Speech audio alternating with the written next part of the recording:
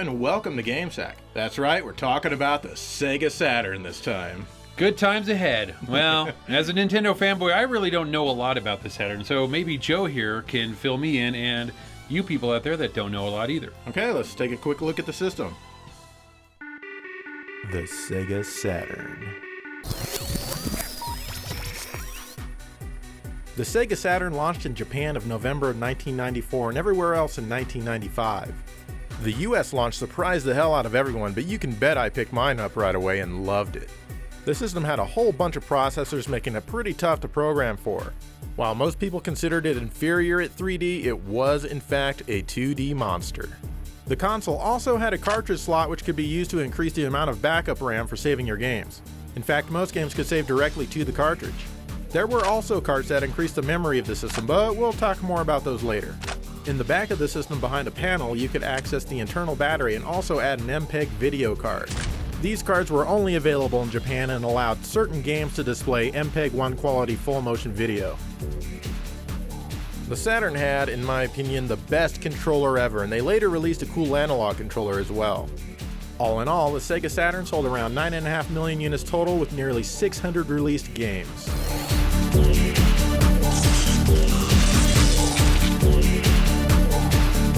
Joe, that was some really informative information on the Saturn there, but, I don't know. What? It's all right, I guess. What do you mean it's all right? It's awesome, well, man. Compared to the Ultra 64, I don't know. Ultra 64, I can't believe you're still calling it that. Well, I like that name. Okay, anyway. We've got some games to show you, and you picked the first one. I did. A launch title, as a matter of fact. Yeah, so let's take a look. Clockwork Knight was a release title for the Saturn in 1995. Back then, it was refreshing to see a new platformer showing off the prowess of a new system. Back in 1995, this game looked fantastic.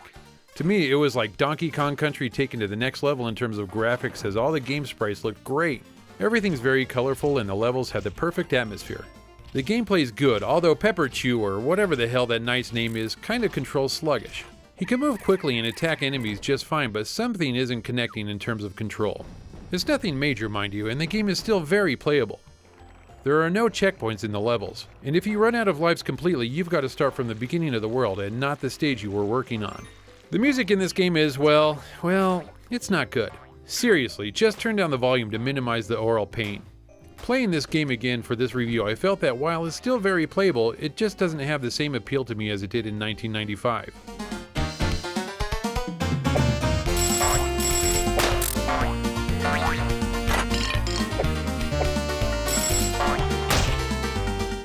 Clockwork Knight 2 came out in the same damn year. Talk about a fast turnaround. I guess it shouldn't be surprising, as all the controls are exactly the same with nothing new added in this department. There are new levels to play through, of course. Some of them even have forced scrolling. Graphically, it's similar to the first, and there are some nice effects here and there. Again, the music is really bad, and it even shares some of the same tunes with the first game. The only thing they really added to this one is a boss rush mode. You can fight all the bosses in a row if that makes you feel tough.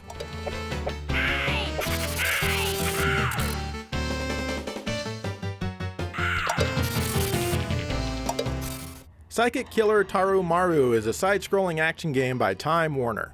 It was released only in Japan and is one of the more hard-to-find titles. And if you do find it, be prepared to pay out the ass for it. Anyway, the game mostly uses polygons for its backgrounds and sprites for everything else. It takes place in ancient mythical Japan and everything is really creepy. You have a little thing as your targeting system. Get close enough to an enemy and it'll lock on while you mash away at the fire button or hold down for a more powerful attack. You can change nearby targets with the L or R buttons. This game throws a ton of enemies and attacks at you, but you can deflect many of them with a shield, which you get by pressing the Y button. Even so, you're still probably going to get hit a lot. Once your life runs out, you turn into a log, because of course you know that makes sense. If you choose to play as the other guy, you turn into what I guess is a brown tomato on a stone when you die. The gameplay here isn't awful, but really, it could have been much better. Sometimes it's kind of frustrating, but they give you a ton of continues, so if you're willing to use them, you'll probably beat the game. What I do like is that the game goes almost completely uninterrupted from the beginning all the way to the end boss. The only time the screen breaks away even for a second is when you get swallowed by this giant frog. You find yourself inside his stomach and you're still battling him. Oh look, even his tapeworms want to take you down. The graphics are all pretty good. I think they could have been a little better if they stuck with 2D instead of polygons, but for the most part everything works to give you a really creepy vibe. The music is appropriate with a lot of Japanese sounding stuff, but here and there it gets kind of good. So is this game worth the price? Definitely not. However, if you can get it for $50 or less, don't pass it up. But that's just not going to happen.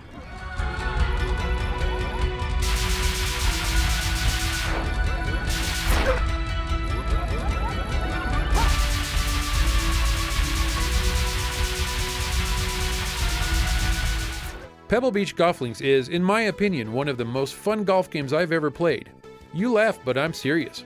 This game introduced one of the coolest features to a golf game that I just love, and I'll get to that in a second. The game stars the ever-exciting Craig Stadler. I'm Craig Stadler. It's a great day for golf, and there's no place like Pebble Beach. And you play on the only course available in the game, Pebble Beach. Playing the tournament mode, you're treated to a flyover of each hole and a description of the hole and how it should be played by the very famous Craig Stadler. Get the ball over the gorge in your second, relatively easy birdie. You tell him, Craig. You choose from 1 to 4 players and a caddy, and it's off you go. The digitized characters look pretty goofy these days, but back when this game was new, they looked amazing. Setting up and hitting your shot is very simple, and you'll get the hang of it right away. Now, to the feature that I love the most and even to this day still enjoy. It's the ball cam. After hitting your shot, the camera follows the ball through the air, and as stupid as it seems, I can watch it endlessly. For you people that don't care for such things, you can turn this off in the options menu. As you play and make great shots, Craig will come on and tell you how he feels. Great shot, right down the middle. He will even taunt you at times. Think you can get it inside mine? Well, at least I thought he was taunting me, but now I feel that he might be prepositioning me for something I'm not quite willing to do. Think you can get it inside mine? Please don't ask me that anymore, Mr. Stadler. Anyways, graphically, the game is what you would expect from a 1995 golf simulation. It's still very playable, mind you, but it's just not nice to look at anymore. The music is great. I like the soft jazz soundtrack and it really fits the game. If you want a golf game for the Saturn, you can't do any better than this one. I'm not too comfortable with this. One thing that was cool about the Saturn was its ability to use cartridges and CDs. A couple of games came on both cart and CD and both were required to run the game. An example of this is the King of Fighters 95.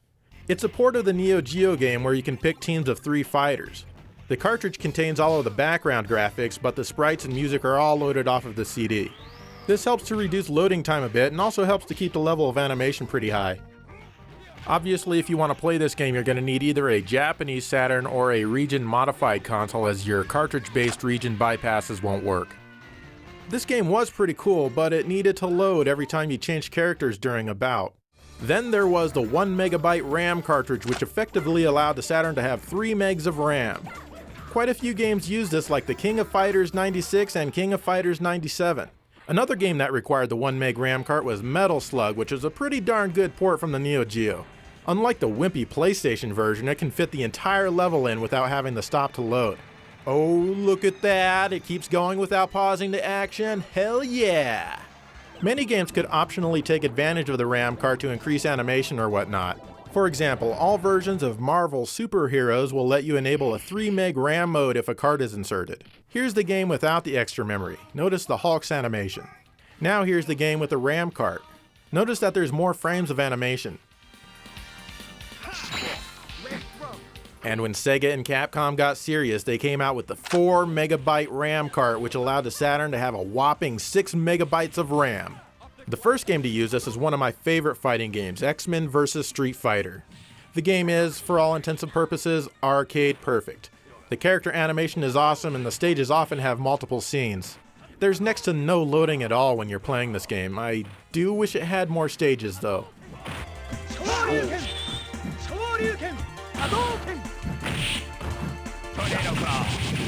Capcom then came out with Vampire Savior, aka Darkstalkers 3, which required the cart. This helped make the game the best version of Darkstalkers on any console in my opinion.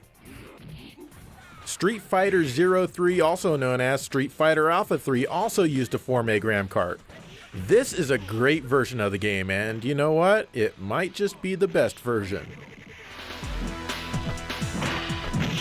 And of course, let's not forget Marvel Superheroes vs. Street Fighter.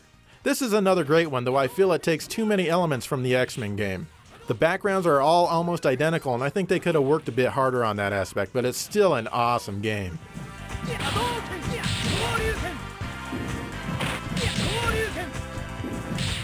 You can also use the 4MB RAM card to play games that use the 1MB card, but be careful. Some games like King of Fighters 96 can get some glitchy graphics when using the 4MB card. Games like this require that you use the 1MB card. Here's a list of all the RAM card compatible games. I hope you can read fast or know how to work that pause button and it's gone. Saturn Bomberman is pretty much what you'd expect from a Bomberman game, and that's quality. I absolutely love this series, even though there's probably more of them than Mario games. But the thing is, you probably only need to maybe have 2 or 3 of them in your collection. That's because they all have almost identical gameplay, with the only major difference being the backgrounds of the levels. Saturn Bomberman stands out in this respect as it has one feature that really makes it different. I'll get to that in a minute. So, if you haven't played Bomberman, shame on you. It's a great game and you should feel really bad right now. Anyways, the object of Bomberman is to blow up your enemies and obstacles by strategically placing bombs to blow them up. As you blow up obstacles, they'll randomly release power-ups which make you stronger, such as bombs, speed, kick, extending the length of your explosion, and more. It's a really great idea, and that's why the series has gone on for decades.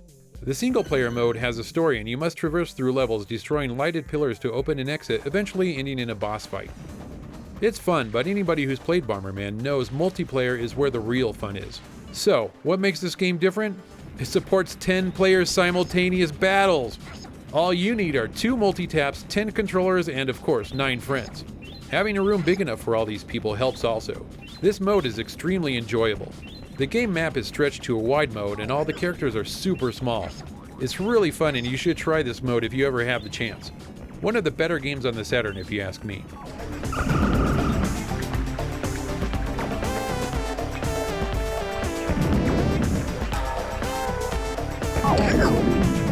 Aw man, I wish I had 9 friends I could play that with. No, you don't. They'd just be mooching off you and asking you to borrow all your great games. Probably you don't true. want that. So, like, hey, can I borrow Radiant Silvergun? Because, I know you're talking about it. Okay, yeah, let's take a look at Radiant Silvergun, and no, you cannot borrow it. Radiant Silvergun is one of those pricey games that get a lot of attention. Well, in my opinion, it definitely deserves the praise it gets. This is a vertical shooter by Treasure, and as you might have guessed, is pretty unique. For one, there are no weapons to collect or power-ups in the game at all. You have 7 different weapons and any of them can be used at any time simply by pressing a different button on the controller. You'll find that they each have their uses. What's kinda cool is that in the Saturn mode, your weapons get stronger the more you use them.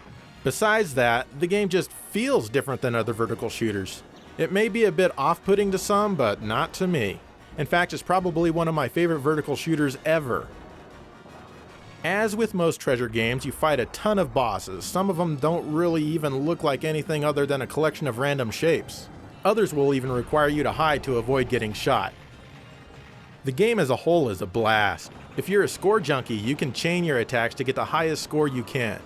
It probably goes without saying that the graphics here are fantastic, definitely some of the best on the system. The music is also great, giving the game a very intense and futuristic feel.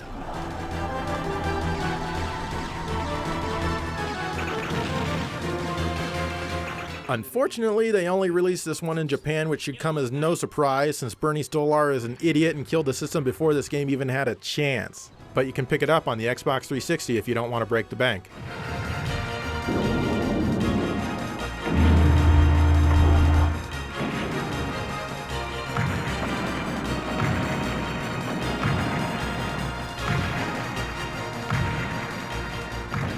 Die Hard Arcade is a beat-em-up game that's loosely tied to the Die Hard movie series. It's known as Dynamite Deca in Japan and Europe.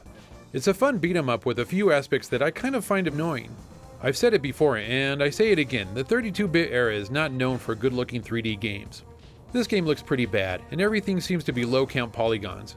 I mean, look at the wheel on this car. Tell me that looks fine. I dare you.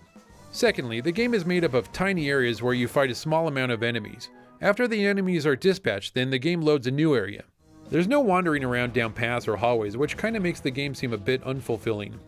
Between some of the levels, you will have a QuickTime event where you have to push a button. This helps add a bit to the game, but not really by much. The controls are pretty good, well, as good as they get for a 32-bit polygon game.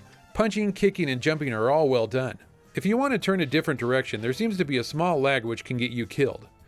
The game will turn around in the end. Shut up, Craig Stadler, your input is not welcome here. Okay, after all that griping, I do admit that I had a good time playing this game. It would be nice to see what this game would play like today on a current system if newly developed by the same team. Also included is a game called Deep Scan, which seems way out of place on this disc. It's a strange pre-8-bit looking game where you try and blow up submarines. Nice diversion, but I don't get it.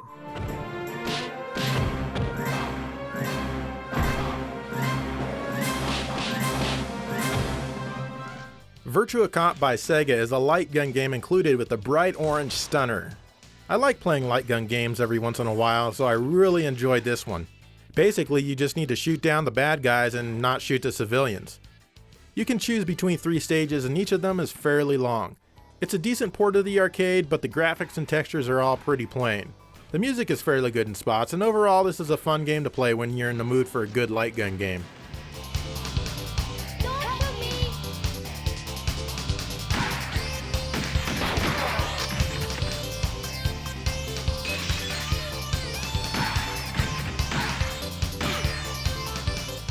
Virtua Cop 2 came out not long after. It's pretty much more of the same, but this time the graphics are much more varied with higher detailed textures. They definitely figured out more about the Saturn by the time they made this one. The game lets you choose your route midway into the stage, and that helps add a little replayability. The game also seems to move at a faster pace than the original, and the levels are definitely longer. Unfortunately though, the music isn't as good as the original. Still, if you like the first, you'll definitely like this one. Of course, you can play with the control pad or the light gun, and both games are 2-player simultaneous, and that's really fun if you've got 2 guns.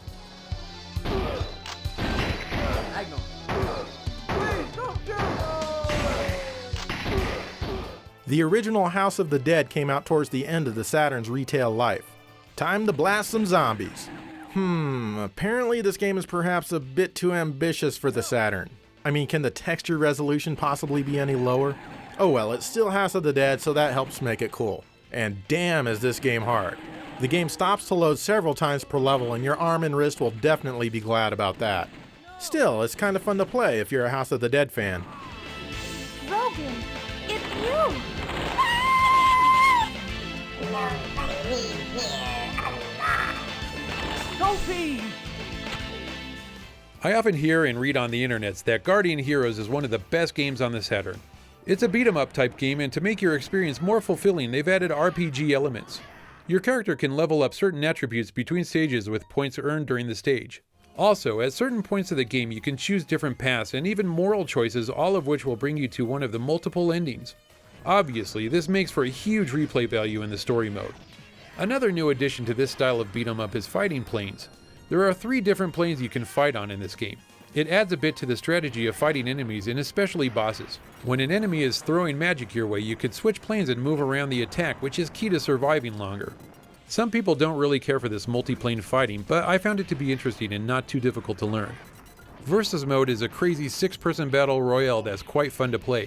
It's completely hectic and your hands will be killing you from all the button mashing you'll be doing. There have been many times playing the story mode and even the versus mode where I've lost my character on screen because there's so much going on. And the Saturn does all this with very minimal slowdown. I'm actually impressed. The music in this game is really good. There's a lot of great tracks in here and some nice mix of synth and guitar that really gets my blood flowing. Graphically, the game suffers a tad. While the game is full of color, there are lots of really ugly graphics here. Character sprites have rough edges. There's lots of pixelated backgrounds that have been blown up and put into the foreground, which just looks wrong. As we all know, the Saturn can, in fact, do transparencies, but this game doesn't.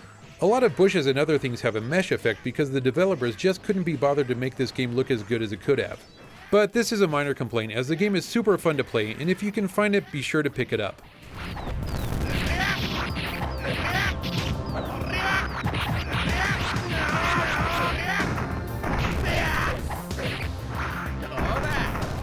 Sega made some great 3D fighters for the Saturn like Virtua Fighter. This one was packed in with the system on launch day. It was fun to play for its time, but it's pretty glitchy and looks kinda bad.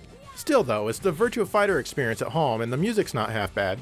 But Sega must have felt embarrassed about this because eventually they sent all registered US Saturn owners a copy of Virtua Fighter Remix for free. This game played exactly the same, but now the polygons were much more stable and the game even had some texture mapping. It looked so much better as a result. But as good as this was, it was nothing compared to Virtua Fighter 2. Running at the highest resolution any console was even capable of at the time, this game really improved on the first in every single way possible. It looks great, the music's great, and the control and moves feel much better. The jumps are still a bit floaty though.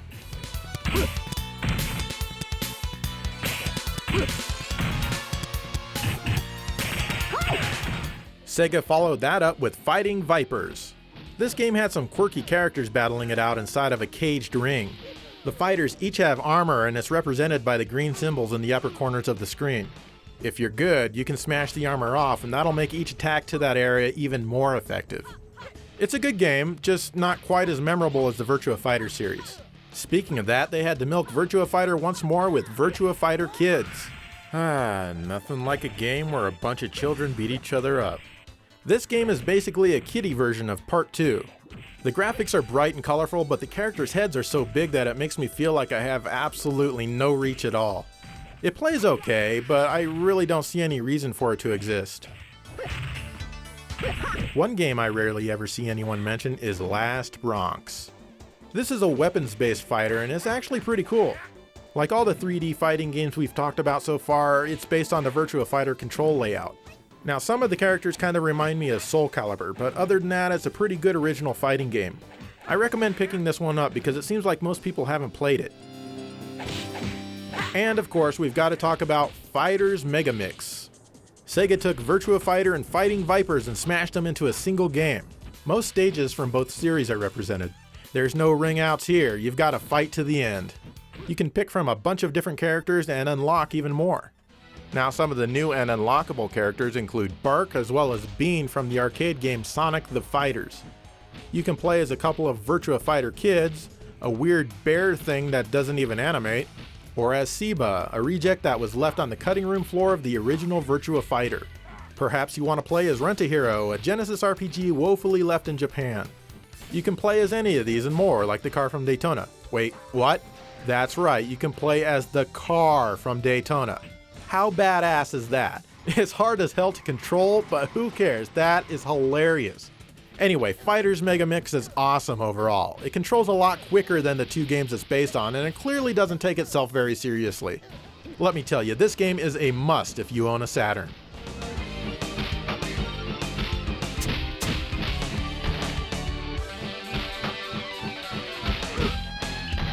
Alright, and there are a ton of great Saturn games, way more than we could cover in a single episode, but you know what? We're going to try to get as many in there as possible, so let's take a really quick look at a bunch more great Saturn games. These are games from the US or import games even, so. Yeah, and we're going to do it in what? A montage, Joe? Yes, a montage. I love montages. We haven't had one forever. Yeah, so let's go.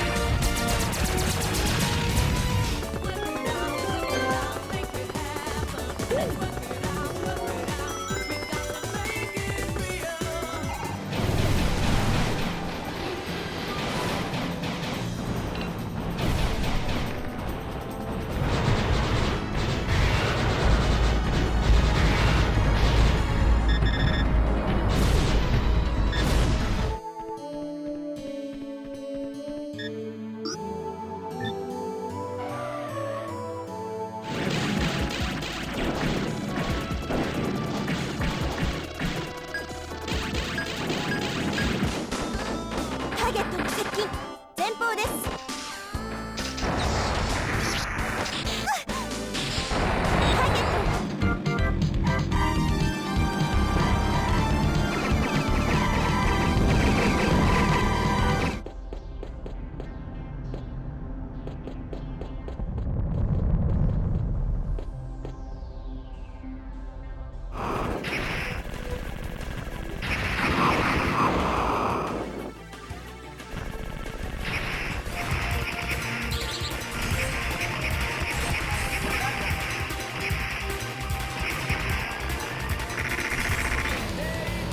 Check your position. Terrific. Another time extension.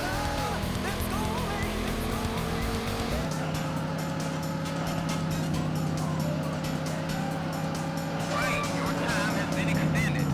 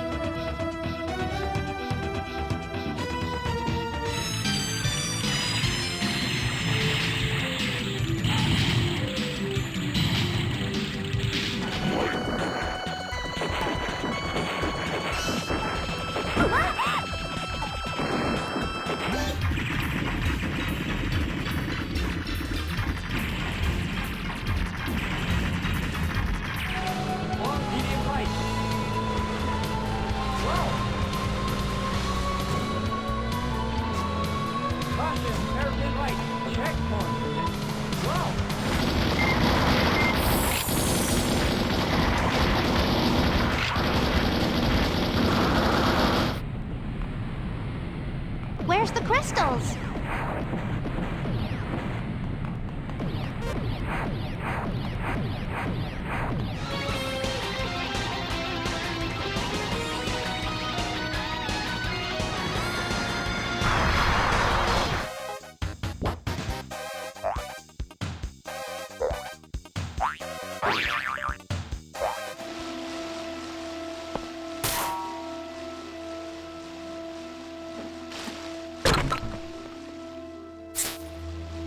And there you have it, the Sega Saturn. Of course, I kind of hope we were able to cover some of those games in a little bit more detail in future episodes, depending on the subject matter, but, you never know. Yeah, exactly. Well, take a look for them. And I don't know about you, but I learned a lot about the Sega Saturn today thanks to Joe here. Don't touch me. The Sega fan. Okay, yeah, and thanks for watching. Sega Saturn.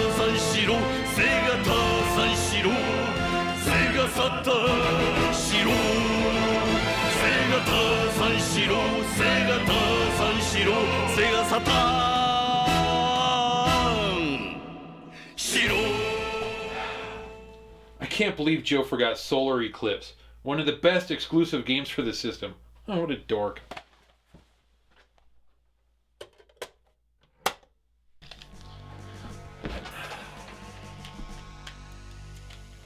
Returning fire.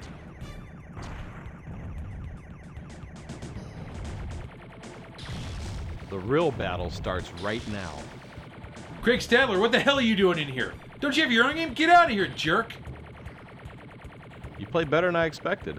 Well, of course I do. I'm a pro. Get out of here! I'm not telling you again, you jerk!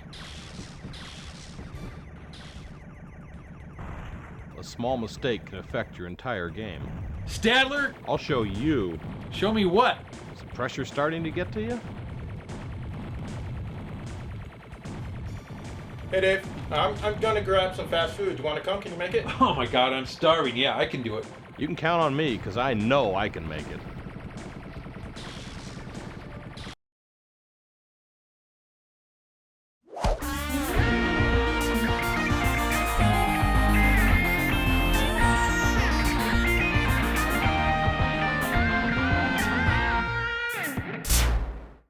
Hello and welcome to another Left in Japan episode of GameSack. We're going to start out by looking at the Sharp Twin Famicom, which itself was left in Japan, just like the Nintendo Disk System.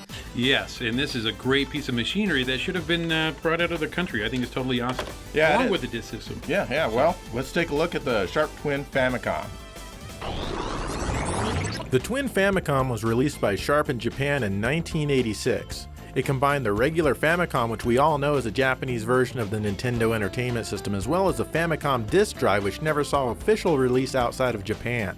So, what is a Famicom disk drive? Think of it like a Sega CD, except that it plays proprietary floppy disks instead of CDs, the loading times are much longer, and it hooks to a Famicom instead of a Genesis. The floppy disk stored 64 kilobytes of data per side for a total of 1 mega power per disk. Simply unbelievable, at least it was for the time. This allowed for much bigger and more involving games at the time, and even let you save your progress instead of using a pesky password. As with the original Famicom, the controllers were hardwired to the console itself with a generous cord that was nearly 2 feet long. Controller 2 even had a microphone built in for certain games that used that sort of thing. The system even had an accessory port so you could hook up your light gun or whatnot. The sound quality is a bit more muffled compared to a regular Famicom or even an NES due to some sort of filter applied internally. Check it out.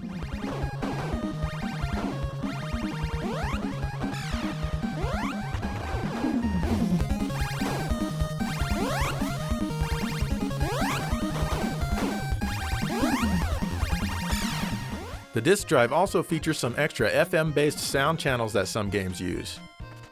Graphically, the system looks great, and it was the first Famicom system to offer composite video built in. To play disc games, you must flip this switch to lock the cartridges out. Let's check out some of these games. Yeah, some of them have been released in the US, but these disc versions offer some differences. The first disc we're going to look at is Castlevania. Now, as far as I can tell, this game is mostly identical to the US cartridge version. Added is an area to input your name and save your progress, not that it's really necessary in a game like this. However, it's still a great game, but as an added bonus, you can now experience loading times and side switching. Who wouldn't want that? So throw away your instantly loading cartridge and track this version down.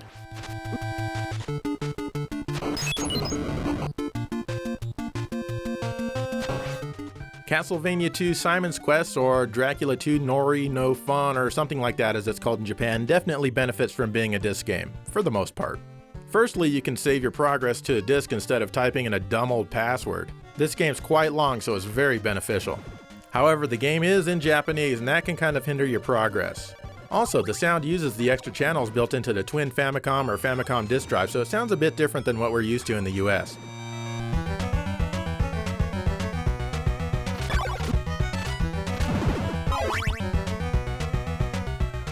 And the loading times suck. Let's exit the town here.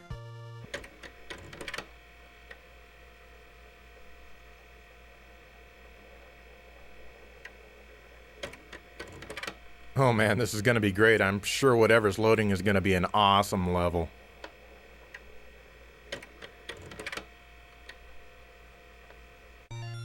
Oh cool, I'll just kill these guys. damn it!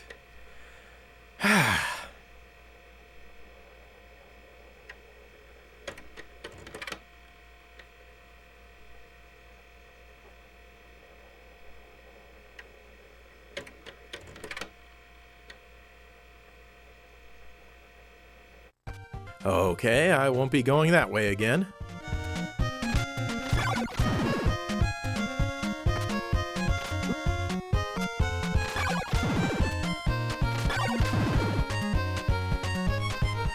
Here's Kid Icarus. Now, besides saving your progress, I think this game's identical to the US cartridge version. I don't really know because I've never really played this game much. I enjoy the music a lot, but that's really about as far as my interest ever got with Kid Icarus. It's not a bad game, but I just don't feel like I've been missing out.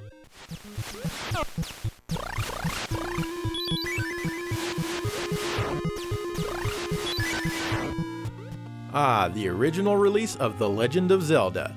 As you can probably imagine, being able to save your game here would be extremely beneficial. Well, it is.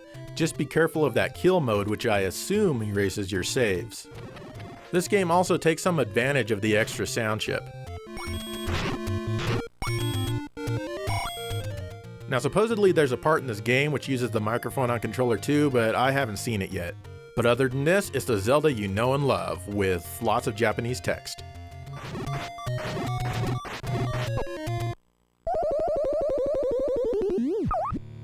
And here's Metroid. Once again, as you've already guessed, the main advantage here is being able to save your progress instead of writing down a password.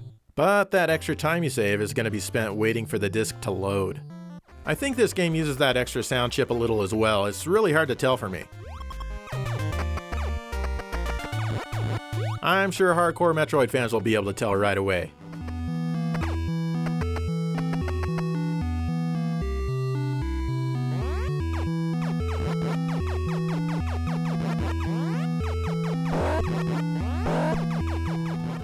And the final game we're going to show for the Famicom Disk System is Bio Miracle Bokute Upa, or something like that, by Konami.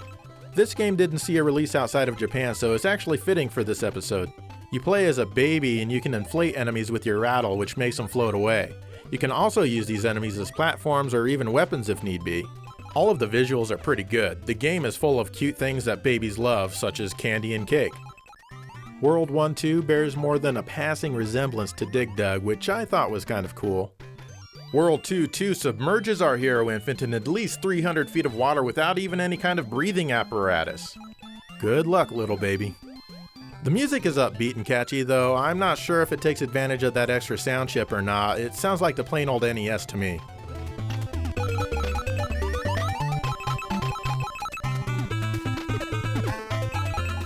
Now, you'd think a game that stars a baby would be super easy, but it's not.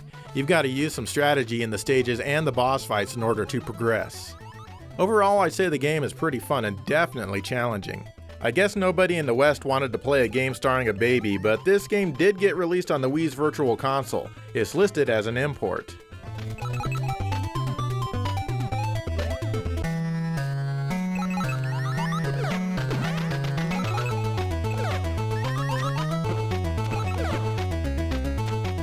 Okay, and that was a look at the Sharp Twin Famicom. I'm a little upset, Joe, because that should have been my segment, I think. I mean, it's a Nintendo. But I'm the hardware guy. I know about hardware. You don't know anything Well, that's about true, hardware. but I still think I should have done it since it's Nintendo. Oh, well, I mean, well, maybe if we do the Sega Mark III, I'll get to talk about that or something. Okay.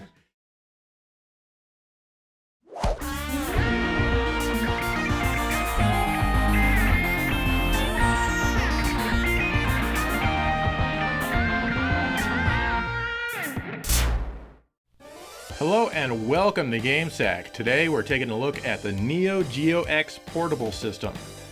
I bought the Neo Geo X from Amazon for $129 with free shipping. That was a deal I could not pass up, Joe. I had to buy it. So I'm thinking, let's take a look at this thing and tear it apart and see if I got my money's worth. Let's do it. The Neo Geo, the home version of the powerful arcade system that let you play the exact same arcade games at home. Later on, the Neo Geo Pocket Color allowed users to play watered down but still fun versions of games, plus many original new titles. Now SNK has designed the Neo Geo X Portable system, which plays real Neo Geo games, well, kind of. Released right before Christmas in 2012 and distributed in North America by Tomo and by Blaze in Europe, the Neo Geo X runs emulated versions of the original games. It has a 4.3-inch widescreen LCD which stretches game video by default, but you can press one of the new buttons on top of the portable to get it back to its proper 4:3 ratio. The 4 face buttons on the front are laid out in a very similar manner to the Neo Geo control pad, and the joystick has a micro switch similar to but not quite as nice as the Neo Geo Pocket Color. Game selection is done via a menu. You can select from any of the 20 built-in games or insert an official SD card to run other Neo Geo games. You can hook up the included composite analog or HDMI cables to play the games on your television. And when you hook the Neo Geo X up either via HDMI or composite AV out, the left and right stereo channels are reversed for your enjoyment. If you just plug in regular headphones, you're fine. With the composite AV out, you can just simply switch the left and right around. But with HDMI, you're kinda screwed. Included with the limited gold edition is a really nice docking station which replicates the look of the Neo Geo AES almost exactly. Plugging the portable into the docking station lets it charge and also allows you to hook up a USB joystick which is the exact size of the original sticks, but it feels perhaps a bit cheaper and it's much louder. And no, you can't use other USB controllers unfortunately. When hooked up to your TV, the video quality is far from great. This is what the system looks like in composite. Obviously, that is unacceptable. The HDMI output is much better. You get some decent 480p video, but there's lots of edge enhancement or sharpening which creates halos around the edges of the video. If you look close here, you can see exactly what I'm talking about. This actually reduces detail and makes the image look much worse. This is what a real Neo Geo looks like in S-video derived from the RGB output. Much better.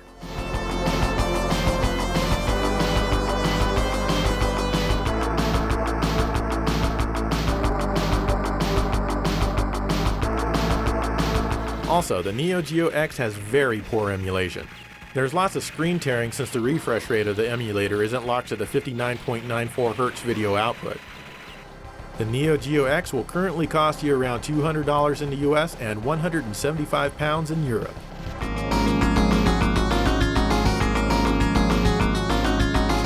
Well, Joe, I like what you did with the system there, but I'm not so sure I got my money's worth. Really?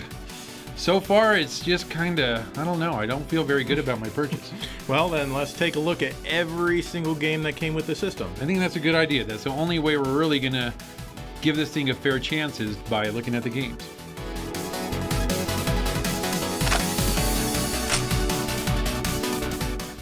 King of the Monsters by SNK is a great fighting game. Or is it a wrestling game? If you've ever wondered what it'd be like to control Godzilla, then this is the game for you. Minus Godzilla. But there is a Godzilla-like monster here, and I'm sure the other monsters are all like other monsters maybe from Godzilla, I don't know. Anyways, you pick one of the 6 monsters to battle the others. Each stage you fight in is completely destructible inside the electrical borders. In fact, you get more points for the more destruction that takes place. The game is easy to play and is just fun in general. I love the level of detail in this game. You can pick up tanks and even snatch helicopters from the air and use them as weapons. The match is awarded to the first monster to get a 3 count on a downed enemy. The music is pretty enjoyable while playing the game, but I wouldn't want to listen to it on its own.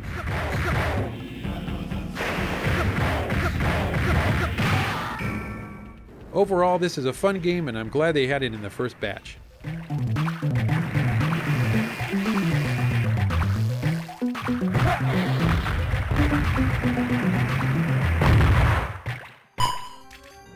Alpha Mission 2 is the eagerly anticipated sequel to the NES smash hit Alpha Mission.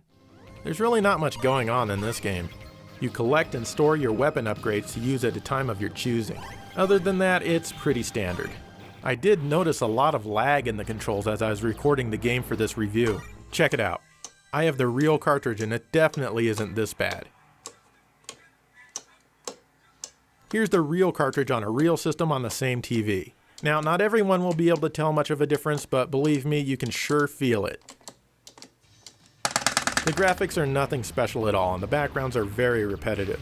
The one thing I do like about this game though is the music on stage 1.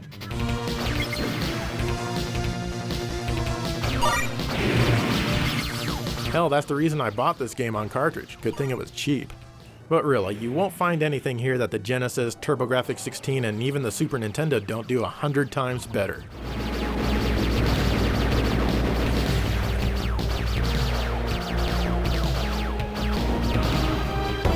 World Heroes Perfect! World Heroes Perfect it's far from perfect. After playing this fighter for a while, you know what, I am not impressed. While there's lots of characters to choose from, the majority of them are all rather, well, uninteresting. Not only that, but they all seem to have extremely annoying voices that end up just grating on your ears very quickly. The actual fighting is okay, and the game controls decently, but that doesn't make it a fun game. The music is below average and poorly emulated. The graphics are colorful, but the backgrounds are very unmemorable. This will be one of the least played games on this Neo Geo emulator for me. In fact, I'm probably never going to play it again.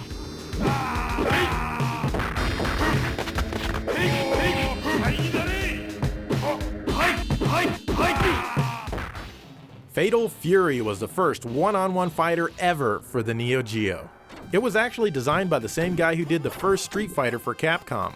In this game, you pick from a whopping 3 fighters and an exciting story is told between each match. This game's gimmick is that you can jump between the foreground and the background, probably because SNK demanded that the scaling feature be used somehow. It doesn't really add too much to the gameplay in my opinion.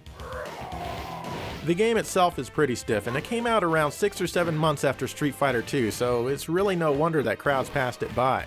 I've never really been good at performing the moves in Fatal Fury games. My favorite thing about this game is how the backgrounds change from day to night during each bout. It actually makes me want to play all 3 rounds on each stage just to see everything.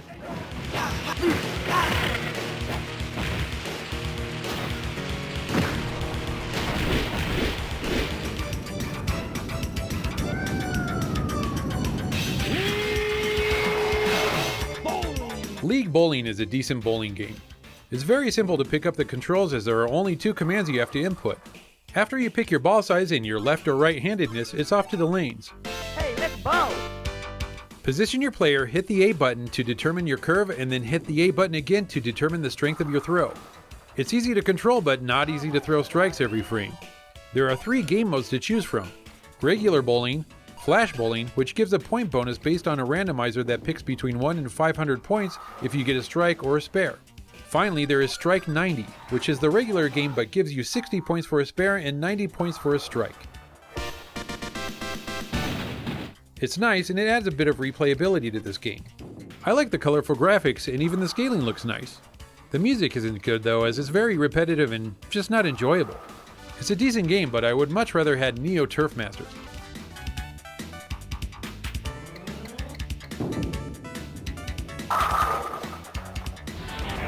Fatal Fury Special! Fatal Fury Special is an updated version of Fatal Fury 2. Lots more characters in this one compared to the first game, and the animation is better, but it's still kind of stiff. This game has combos like other popular fighting games of the time, but I've still never really been very good at pulling them off in this game. Some of the backgrounds seem really busy to me, and it's hard to make out certain details as things just kind of get lost in the cluttered visuals. Now this is a good game, but I think it still lagged behind what Capcom was doing at the time.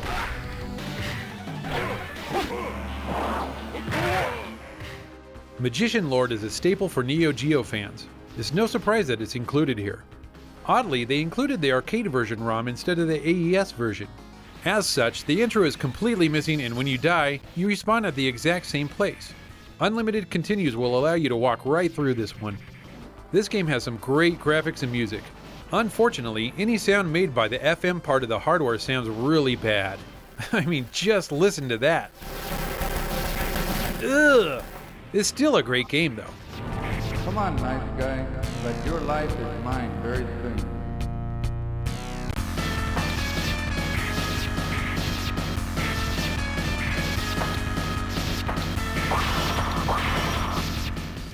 Now this is more like it. Real Bout Fatal Fury Special is actually the 6th game in the Fatal Fury series, and it shows. The gameplay is much faster, with a large emphasis on combos that even I can sometimes pull off. Your timing doesn't have to be right on the nose to pull off the moves like the other 2 Fatal Fury games in this collection, and I like that. The faster and slightly less precise gameplay really helps me to enjoy this one. It really is like night and day compared to the other Fatal Fury games on here. It retains the dual layered fighting and the changing backgrounds, and I still can't emphasize how much more intense this game is. The graphics are very well done with great animation and much better background design. Even the music is worth mentioning this time as it's pretty damn good. Out of the included Fatal Fury games, this one will see the most play by me.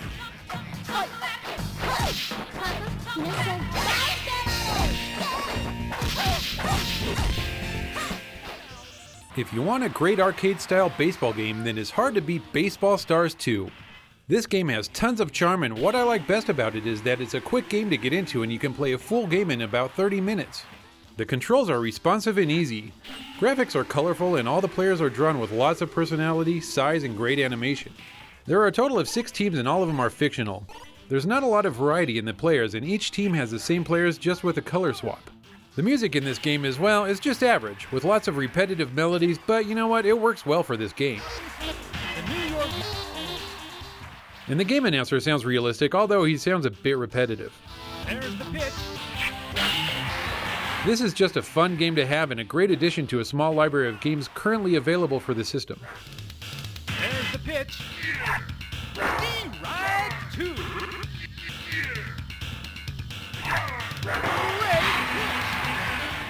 Cyberlip is an early run-and-gun game for the system which we've talked about before. Cyberlip. It takes place in the future where robots are trying to take over the world. It's a moderately fun game that controls decently enough. This game turned a few heads in the arcade, mostly due to the Stage 1 boss. I remember seeing this big red thing at a pizza place and it made me think that the Neo Geo was just awesome. The music really isn't anything worth remembering, and surprisingly the FM audio in this game is emulated fairly well. Now this game does have unlimited continue, so the only thing stopping you from finishing the game the first time you play it is yourself. There are some branching paths that will offer a couple of minutes of replayability. It's a decent game, I guess. Look out below. Look out below. Look out below. Oh man, Dave, I don't think we've covered that many games in a single episode for a while. Oh, Joe, you are exactly right. I am. Anyways, the only time we've really done that is in a montage, but we're not doing a montage. We still have 11 more games that we are going to talk about. Crap, you're right. I forgot about those, so... Yeah, so be quiet and let's get going.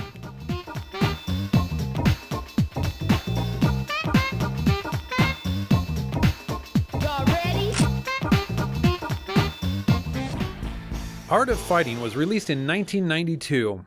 I really had a fun time with this game. The controls are simple with only 4 buttons to use, a punch, kick, throw, and a taunt button. I had some problems throwing fireballs and pulling off special moves at times, but maybe that was just me. Or maybe it wasn't. Graphically, the game's pretty good with large character sprites and decent backgrounds. I like the effect of the screen scaling out as the fighters are further apart and scaling back in as they get close again. There's even some interesting mini-games to play after a couple of fights in the story mode.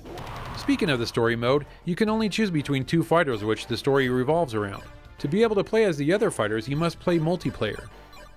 The music is good for the game, but nothing tremendously special. It's a fun game, and I'm glad it was included in the initial lineup.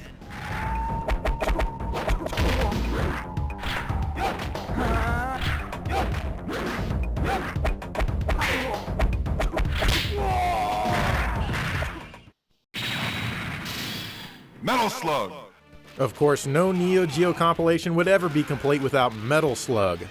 This is one incredible run-and-gun, and I personally think it's the game that helped keep the Neo Geo alive for so long since it was so amazing. You play as some guy and he's got to rescue a bunch of long-haired hippies while destroying anything and everything that even looks like an enemy. You've got a bunch of different weapons that the POWs give you after you rescue them, as well as grenades. But let's not forget the Metal Slug itself, which is a tank which you can get into in order to kick some serious ass. It can take a bunch of hits while providing some intense firepower. The graphics were the most detailed in any Neo Geo game ever at the time and still stand out today. I mean, there's tons of stuff always blowing up everywhere. It's awesome. Unfortunately, this is the US home version here, so instead of red blood, we get gray sweat when we kill an enemy. Yeah, this is good. I'm sure we protected tons of innocent children as a result. Red blood is bad and horrible to look at, but seeing people on fire burning to death, yeah, that's completely okay.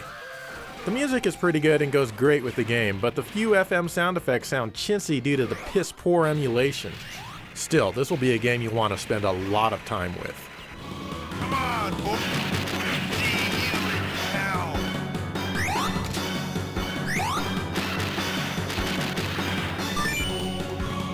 Thank you. Rocket launcher. Mutation Nation is a great beat-em up brought to you by SNK. Unlike a few other beat-em ups, there's no woman to rescue here. Instead, it's your job to clean up the slums of mutated lifeforms before they spread across the nation in the year 2000XX. I like this idea and it turned out really well. There's lots of different types of enemies and also lots of the same types of enemies, but it's still fun beating everything up. Instead of picking up objects like baseball bats and dynamite, you pick up one of 4 icons, which gives you a super screen-filling move which can take care of just about anything in your way. The control is really good and there's a nice variety of moves you can pull off. The music is good and it fits the game's kind of eerie atmosphere. A great addition to the Neo Geo X.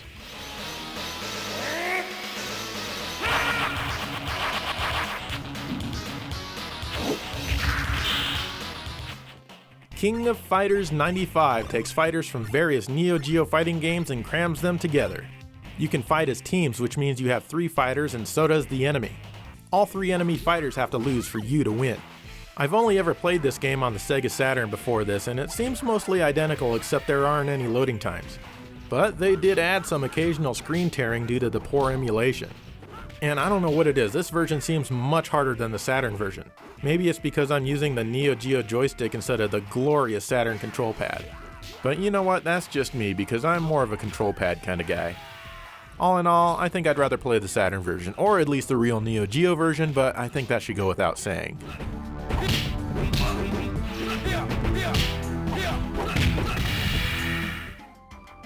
Puzzled has got to be one of the least fun Tetris ripoffs I've ever played. Firstly, it has a storyline, and you know what? A puzzle game just does not need a storyline, it just needs to be fun. So the whole idea here is that you must unlock a balloon trapped at the bottom of the screen by eliminating the blocks around it so it can fly away and be free. The game would actually be kind of fun if it didn't have a few problems. Firstly, the control is horrendous. Unlike a good Tetris game in which you can rotate your piece in both directions, this game only lets you rotate in one direction.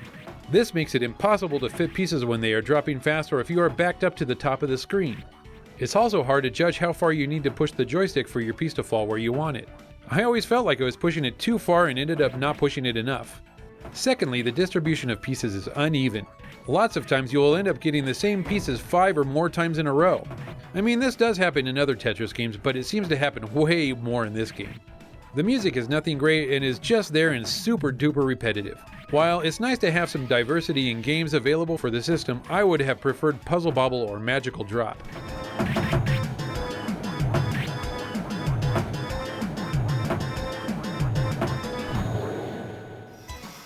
Here we have 3 Count Bout.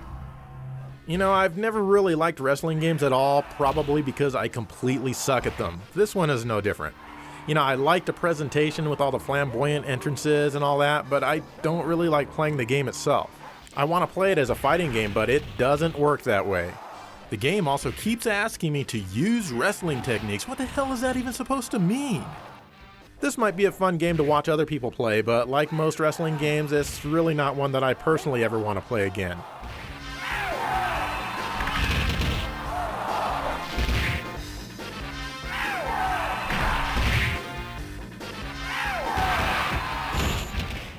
Nom 1975 is a great action game with a steep learning curve. Lots of heavy action here and you need to stay alert to see everything that is going on. Tough controls will make for a quick game over as it's hard to get used to not being able to run and shoot at the same time. The music in this game is really dramatic and it helps you get into this great game.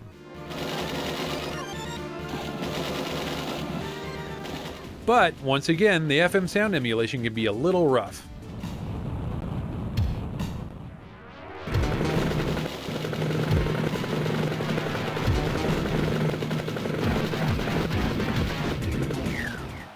Soccer, otherwise known as football, is the most popular sport in the world, so I guess they had to include super sidekicks here.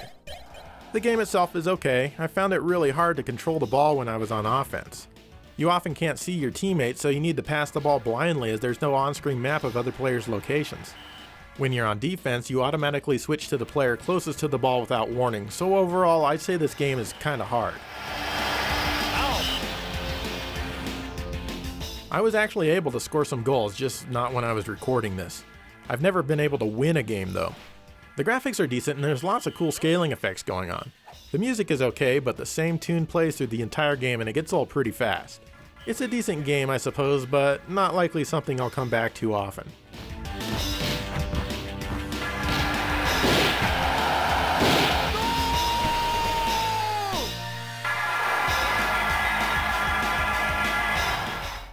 Personally, I think Samurai Showdown 2 is one of SNK's finest fighting games.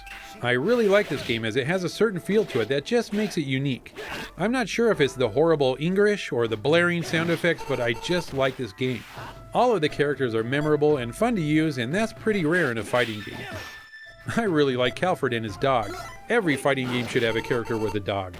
And Calford, he keeps saying, "Rub my brain." At least that's what I think he's saying. The backgrounds in this game are beautiful to look at, and the music sounds very minimal and ethnic Japanese, and I like it. It fits this game really well. If you play in USA mode, the blood is green. Put it in Japan mode and the blood is red, but the text is in Japanese. This is a great game for the system that will get many hours of play.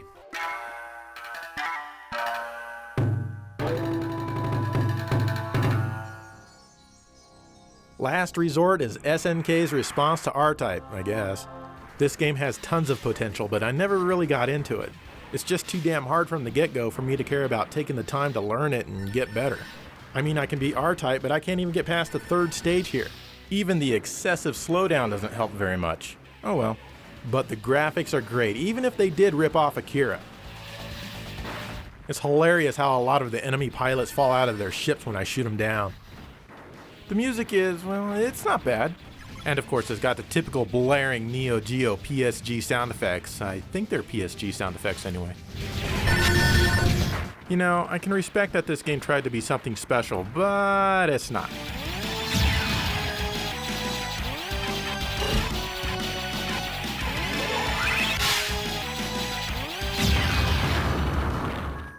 Ninja Masters is the first game to come on an actual SD card, and I'm glad they included it on the limited edition packaging. The game is really enjoyable and a lot of fun to play. It's somewhat similar to Samurai Showdown with a little twist. At any point during a match, your character can pull out or put away a weapon. This is interesting, as a lot of the moves will change depending on if the weapon is in or out. Each player has a power bar at the bottom of the screen that can be used in different ways. If you wish, you can activate a hyper mode which makes your attack stronger, and you can use as many superpowers as you want. Also, you can do a super combo, finishing move, and there are even desperation moves if you're almost dead. The characters are all really well drawn and animated. I really like the backgrounds, and the music is very fitting for this game and feels like medieval Japan.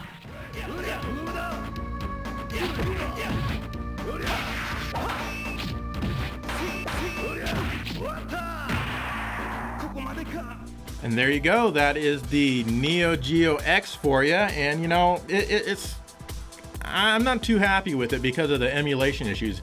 If they fixed the video issues and the sound emulation issues and stuff like that, I would have probably really liked it because I'm able to record lots of games from it. So yeah, right. I'm hoping that's what happens, because I don't mind playing on the handheld. I mean, you can still see the tearing of the video and whatnot, but it's not as noticeable just because of the small screen. I'm hoping this firmware update that they've talked about coming will fix these issues, but they say it's coming. We haven't seen it yet. I'm a little worried that they're just gonna let it go and just kind of let it dissolve into nothing. Oh, geez. You know, they don't say anything, so it leaves you, feeling that nothing's gonna happen. So, and maybe this will just be, curiosity someday, but who knows? Maybe. Hopefully it'll be supported and fixed. And in the meantime, thank you for watching GameSack.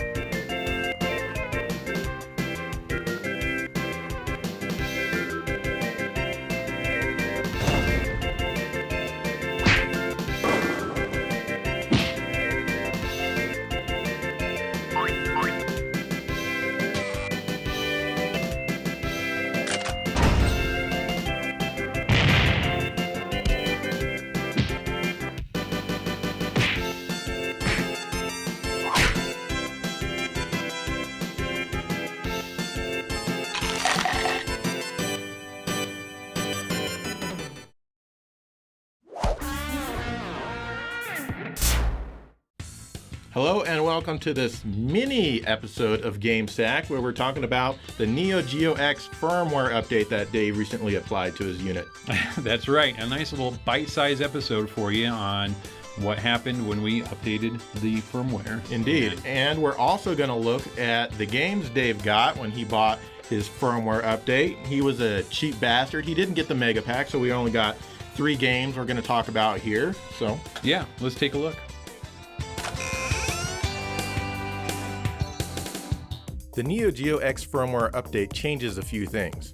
For example, the icons in the menu are now a bit more plain looking. Big deal. Composite video quality is now slightly worse than it was before, and it was horrible before. However, HDMI video is now cleaned up and looks much better. It no longer has any of the edge enhancement or sharpening effects. Thank you, Tomo. Unfortunately, the screen tearing hasn't been addressed at all. Maybe they don't know how to fix it, maybe the hardware is incapable of running without V-Sync issues. We don't know, but we know they didn't even try to fix it. The audio has been improved and it does sound better. It's still insanely quiet out of the composite AV jack though. They did change something with the sample rate on the HDMI output, but maybe your setup will be affected, maybe it won't. It usually sounds fine. I'm disappointed to report that they did not fix the backward stereo. Now, when you change the aspect ratio with the L1 button, it now stays that way even after powering off. That's cool. Games that use a memory card save feature will now actually save properly. They also supposedly improved the lag, but I don't notice the huge improvement that they're boasting of when I play Alpha Mission 2 here. Maybe it's a little better, but it's still pretty laggy. Anyway, now let's check out the games Dave has. The King of Fighters 96 is a fun game. I'm not great at King of Fighters games because I played the Street Fighter series more, but I can see the attraction to the characters. The matches can get a little long, with 3 characters to defeat. This is a game I would like to play more of, and hey, well, I can now since I own it. Sweet!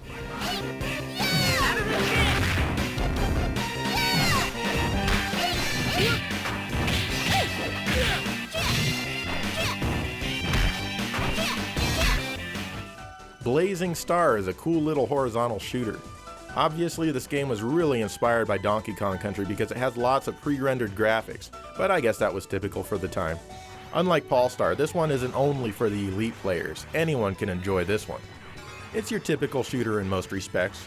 During each stage, you can collect different letters until you spell the word lucky. I guess maybe this is for extra points? I didn't feel very lucky for doing it. Anyway, both the graphics and the music are great, and they really do add to the game. The sound effects could use some work though. All you hear is some anime chick saying bonus again and again and again. Bonus! Bonus! Bonus! Other than that, this is one of a small amount of shooters on the system and one of even fewer that are actually worth playing. So yes, this one does come recommended.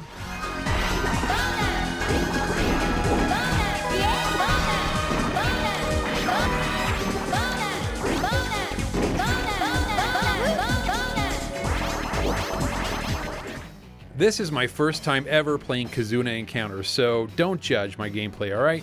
I found the game to be pretty interesting with the twist of tagging out only in certain parts of the stage. Also, the matches are quick with having to only defeat one opponent. I did like the scaling backgrounds, and they were colorful with lots of detail. The game controls pretty well, and I do look forward to spending a lot more time with this one.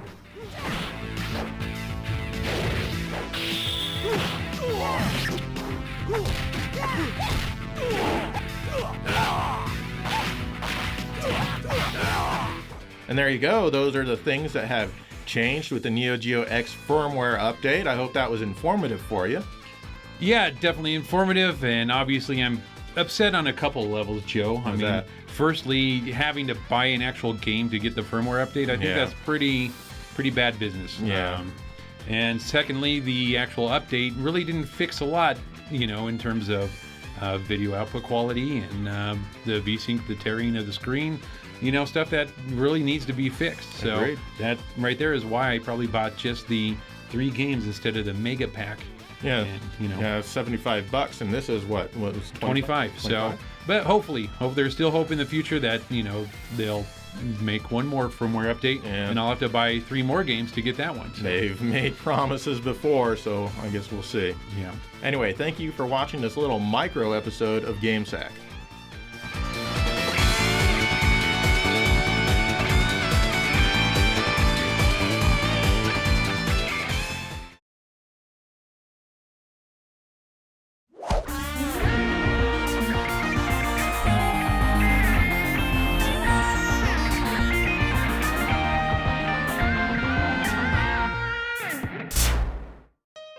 Hello and welcome to GameSec. This time around we're taking a look at the Sega Master System and I am excited to talk about this one.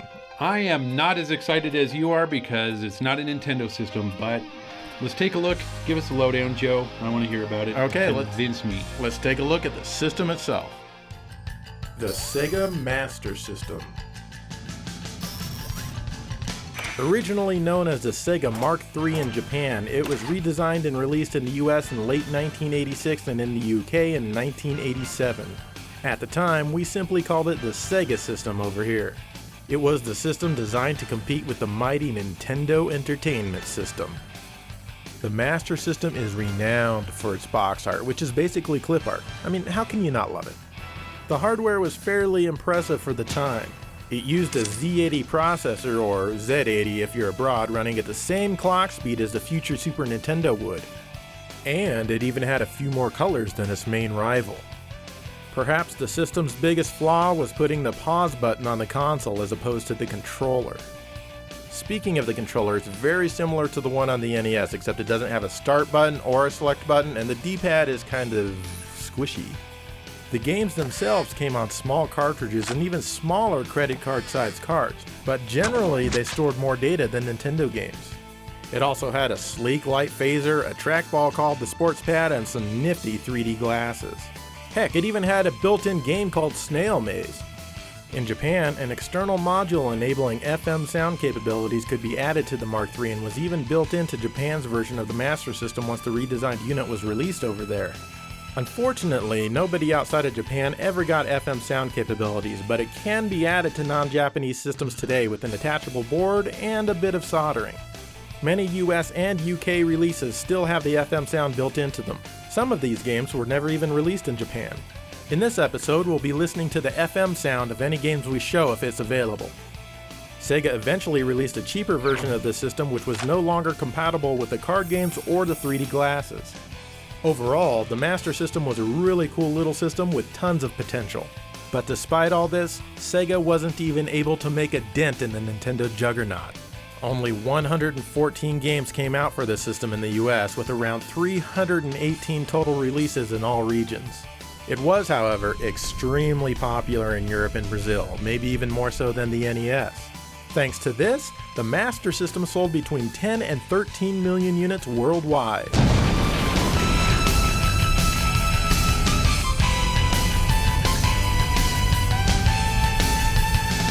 All right, Joe. Well, I'm a bit more convinced that this system has something going for it. Now I'm going to need to look at some of the games to.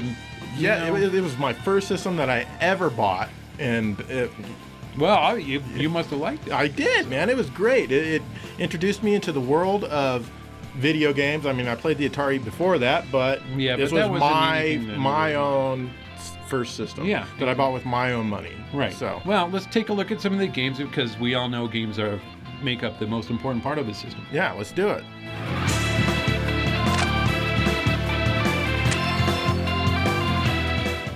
One of the first games I purchased the same day I bought my Master System was Space Harrier. I was really excited. It was a port of a cool arcade game, it had twice the mega power, and it was definitely going to be fun. And it was. They did change the graphics around, everything seemed bigger than it was on the arcade. But it was fairly accurate for the time, and learning this game allowed me to easily beat the arcade version as the enemy patterns were the same. I also fell in love with the music to this game, and I still love the music today. This is also the first game that I had beaten, ever. I remember feeling so accomplished when I did it. There were some strange credits in this one. Yeah. Oh, and even Colonel Gaddafi contributed to this game. This is still one of my favorite games on the system.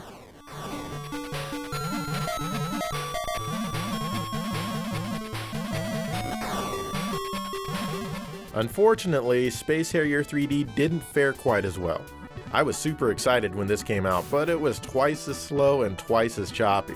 And about 5 times as hard. I've still never beaten it.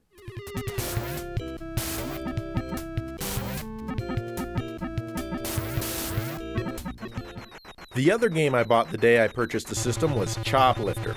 I absolutely love this game. For some reason, the thought of flying my helicopter, picking people up, and transporting them back to the base really clicked with me. I did like Defender on the 2600, so maybe that's just one of my weird idiosyncrasies. Anyway, this is my favorite version of the game. Even the sequel games on more powerful systems don't control anywhere near as well as this one does. You start out each stage with 2 lives in reserve. Extra lives do not carry over. If you make it to the next stage, you start out with 3 lives total, period. You need to rescue at least 40 hostages out of a total of 64 to clear the stage. But if you get shot down, all the hostages on board will die. You can also kill hostages by shooting them, landing on them, or even chopping them to bits with your blades by blocking the exit from the building they're in. If 25 or more hostages die, it's game over. The scrolling in this one is really nice and it provides a great sense of depth. It's actually because of this game that I started noticing parallax effects in real life, and now I'm obsessed with such things. Yeah, I'm weird, who cares? This game even has Superman and E.T. in it. Just make sure you own this game if you have the system.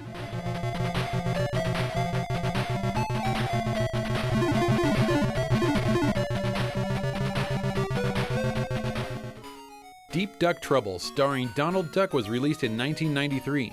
Naturally, this game was only released in Europe and South America. The USA only got it on the Game Gear and not the Master System. It's a shame too, because this is a great platformer. This game is extremely colorful and the backgrounds are just great. I really like the small details in this game too. For example, Donald sweats in the volcano stage and shivers in the ice stage. Donald controls well for the most part. I did have a few problems jumping at certain points in the game, but it wasn't a huge deal. Those hot peppers are back from Quackshot, and when Donald eats just one, he becomes invincible and moves very quickly in one direction. I like these peppers, but they're placed in some rather useless spots. There is only one actual boss battle in the game. On every level, except for the last, you're running from something, and if you make it far enough, you win the stage. This is a great addition to your Master System library and really shows off the graphical capabilities the system had.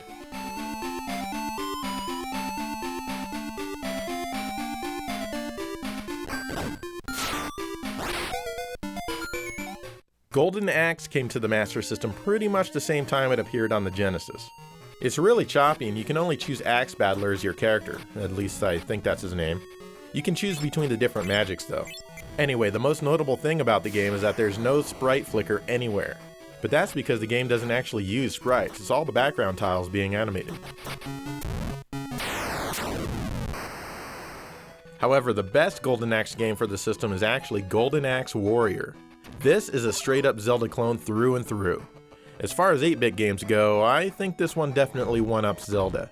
The graphics are nicer, the game seems more snappy, and the controls much better. Okay, the music certainly isn't as epic though. Anyway, Death Adder is back and he even killed your parents. So now you're on a quest for vengeance, and if you can restore peace while you're at it, that's cool. Pretty much everything in here is taken straight from Zelda. The overworld, the dungeons, the overall progression of the game, it's really fun to play.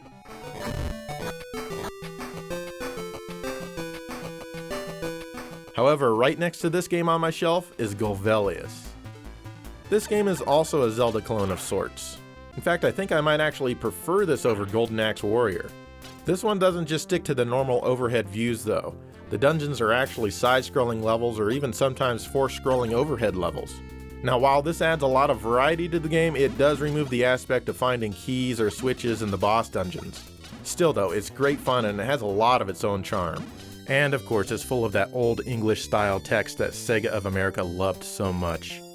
I really like the music in this one. However, this is one of the few games where I'm not sure if I like the FM track better or the normal PSG track. I think the PSG track definitely has some of the better sound effects.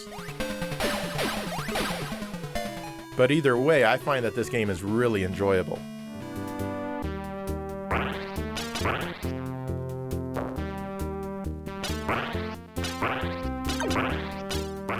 We've talked about the original Fantasy Zone before, and you should all know by now that it's a game that I love. The Master System version never really blew me away compared to the other versions, but Fantasy Zone 2 upholds the good name of the series and doesn't disappoint. Like the first game, you need to destroy enemy bases on a side-scrolling level that loops over and over. The levels are smaller this time around, but new to this version are warp zones. Blue warp zones will take you to a different area in the same stage. Kill all the enemy bases, use the money you've gained in the shop to upgrade your ship, and then enter the red warp zone to fight the boss. As you can see, the game could not be any more colorful than it is. Everything from the backgrounds to the enemies look great. I like how the different areas in each stage all have their own unique backgrounds too. As with the other games, the enemies move in unsuspecting ways and it takes a while to actually learn their patterns. Controlling your ship is sluggish at first until you buy speed power-ups, but once you die, the power-up is gone and you have to buy it again. The music is great, but it's a bit too whimsical to listen to outside the game. It's truly a good sequel to a great game.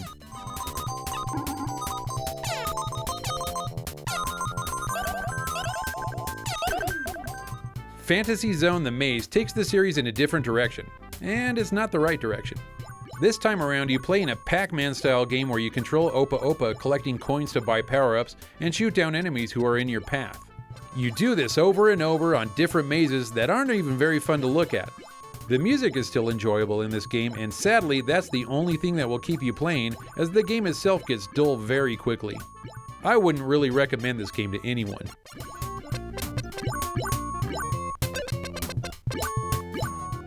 Galaxy Force is a pixel-perfect translation of the smash hit arcade game with 4 mega power. In fact, I doubt you could tell the difference if you put this version and the arcade version side by side. Anyway, moving on, you're supposedly saving the Junos Galaxy from the evil Fourth Empire, but that's not the way it looks to me. Instead, you begin by choosing a planet to invade. You fly around shooting everything you see and you ward off the defensive efforts of the local civilians. Then you fly through a tunnel leading to the planet core. Make it through and then boom, you've just destroyed the planet. Yeah, I honestly believe that you're the bad guy in this game. Not that I really have any problem with that. Anyway, the music is good, but not really memorable. And the graphics will kill you. I'm not kidding, it actually says that right on the box. I don't know, I think that's false advertising if you ask me. I'm still alive, maybe I should sue. Though I do feel like I died a little on the inside after playing this game, so maybe not. Still, it's interesting that Sega made this game but left it to Activision to actually publish.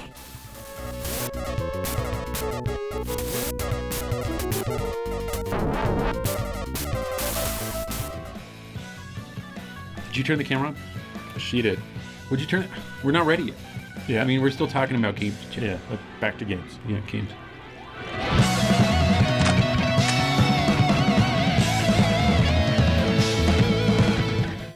Wanted is one of the many great light phaser games for the Master System. I've got to admit, when it comes to the gun games, Sega easily beats Nintendo, and that saddens me deep inside. Take Wanted, for example. This is a third-person light phaser game that takes place in the Old West. Every level is just full of awesomeness that pulls you in and you won't want to stop playing. Great colors and animation with lots of destructible set pieces. I like being able to shoot random things in the background, like the bottles and paintings in Mary's saloon. Sorry, Mary, I'll pay for that later, but I am getting rid of this bad guy, so actually you owe me. Not forgetting to mention the accuracy of the light phaser, and you're going to need it, as this game is not easy. I think the main reason it's not easy is because the clothing store in this game only sells one cowboy outfit. Everyone is dressed exactly alike, and you have to wait a quick second to see if they're friendly before you kill them. If you hit an innocent person, then you lose a chunk of your life bar. This isn't good, because at the end of most levels is a boss that takes 9 shots to kill. You'll need all of the life you can get, because as you're battling the boss, you still need to kill other villains that pop up on screen. Set in between the stages are bonus rounds, which you can shoot bottles or coins to try to up your score. What a great game. I had a lot of fun with this one.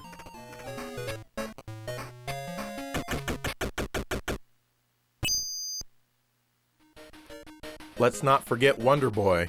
We have an episode comparing this series to Adventure Island, but you need these games if you have a Master System. The first game here is pretty good, I guess. But when Wonder Boy and Monsterland came along is when they really started getting good. Now the game has a far more adventurous theme and you need to upgrade your weapons and collect other items to help you. This game really gripped me in at the time, it's really engrossing.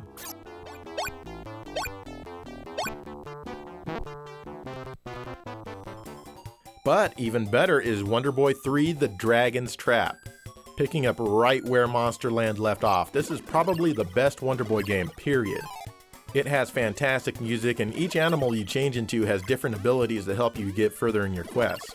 This is absolutely a must-have game, and one of the best on the system.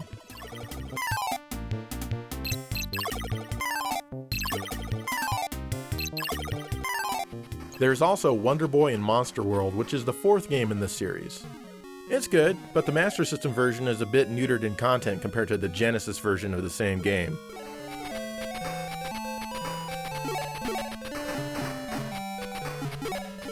Kung Fu Kid is a great game that is loaded with enemies and action. Weird enemies too.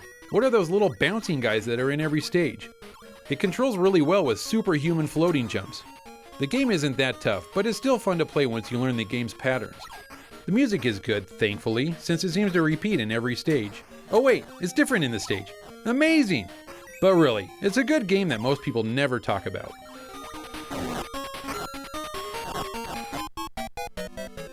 There's even a port of Ghouls and Ghosts for the system. It's not a straight-up port, though. Now there are shops where you can obtain upgrades to your equipment. Better armor to take more hits, boots to run faster and jump further, and stuff like that. The graphics have taken quite a hit, and the game runs really slow, but it's an interesting port nonetheless. It's pretty damn hard, too.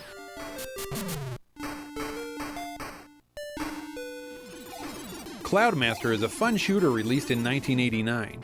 You play as Mike Chen, who is a hermit studying to be the Cloudmaster. Evil forces, like these devil turtles, are trying to stop you from reaching your goal. Oh my god, they're pure evil. This is a very colorful game with well-drawn backgrounds, characters, and enemy sprites. Your character sprite is fairly large, so avoiding enemy shots can be kind of tough at times, especially before your character gains speed. Each stage has a mid-boss and an end-boss. Once you kill the mid-boss, a door opens up which lets you choose one secondary item. This can be a shield or a bomb that you can use for a limited time or until you die. This is a great game, and this was remade for the Wii, and I will get to that in a future episode.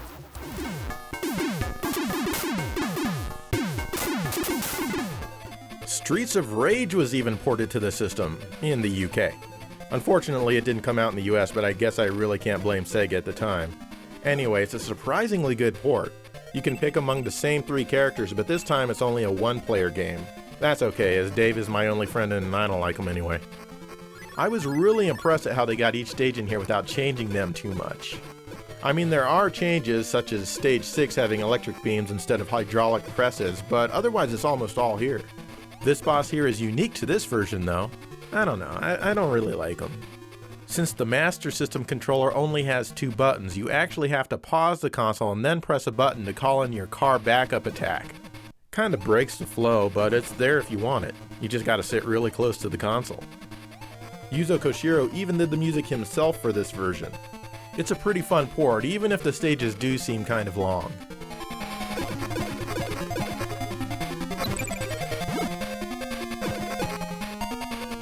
Later that year, they also ported Streets of Rage 2 to the Master System.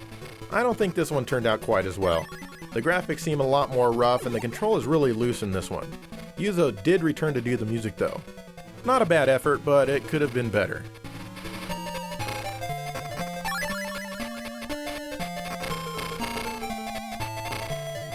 No Master System episode would be complete without Alex Kidd in Miracle World. This was Sega's attempt at a mascot-style game similar to what Nintendo had going with Mario. Your primary weapon is your fist, and you break blocks to collect money and other things. There are shops to buy power-ups or even small vehicles you can use. At the end of some levels, you have to play rock, paper, scissors to advance to the next stage. A game of chance? Really? This shouldn't decide if I can progress to the next stage. The music is good, but the tunes are short and repeat on most levels.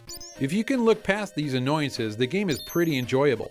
It also became the built-in game on Master Systems in 1990.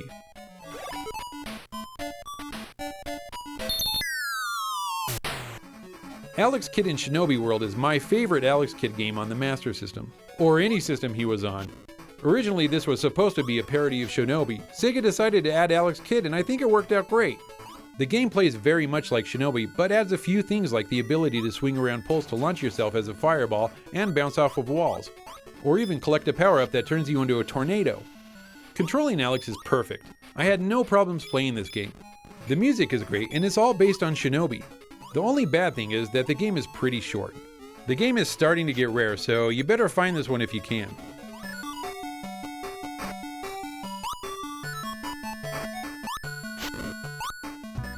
Yeah, we couldn't talk about every single Master System game there was, Oh, man. but we can take a look at some of the ones we missed in a section we like to call a montage. The montage where you can make your own opinions about the game showing instead of us telling you what you should and shouldn't like. Yes, so let's get to it.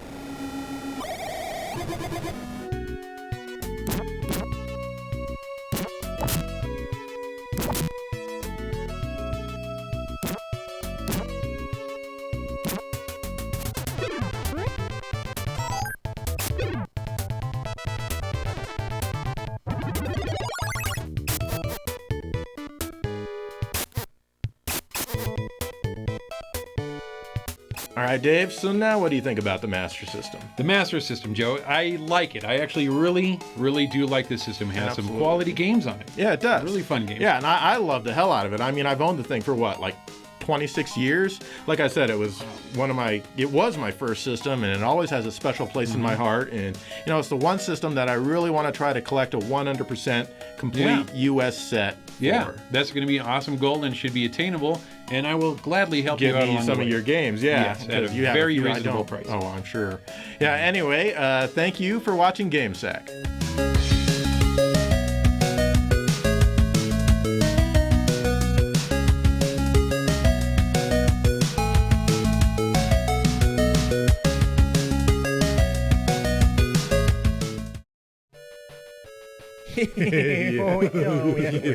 We're great. Oh, this is amazing. We're so great. Oh, we are great. Let's go cause some trouble. Come on, man. Let's go. Yeah.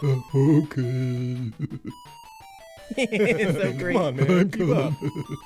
Oh, looky what we have here. NES. Oh, it's so great. You don't have any great games. Oh, let's kick his butt. Kick his ass. Yeah. Stupid Nintendo.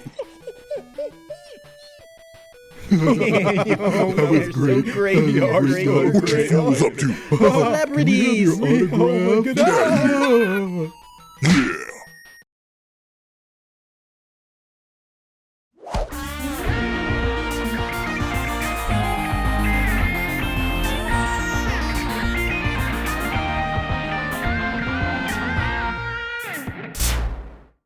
Hello and welcome to GameSack. Yes, that's right. We're talking about the 32X this time around.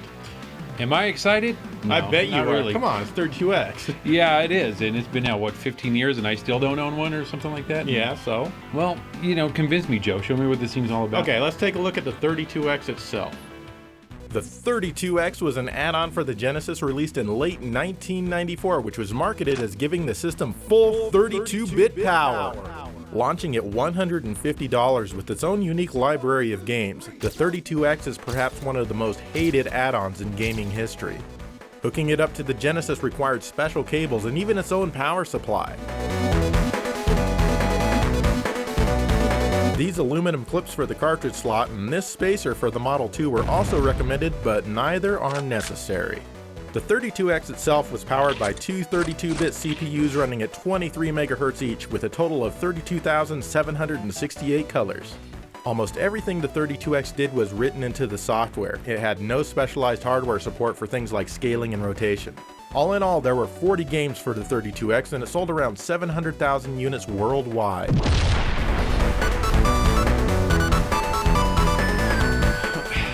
Joe, I can see where the thing's going, and what Sega was trying to do, I guess, but I just don't see any reason for its existence, really. Well, come on, man. It's 32X.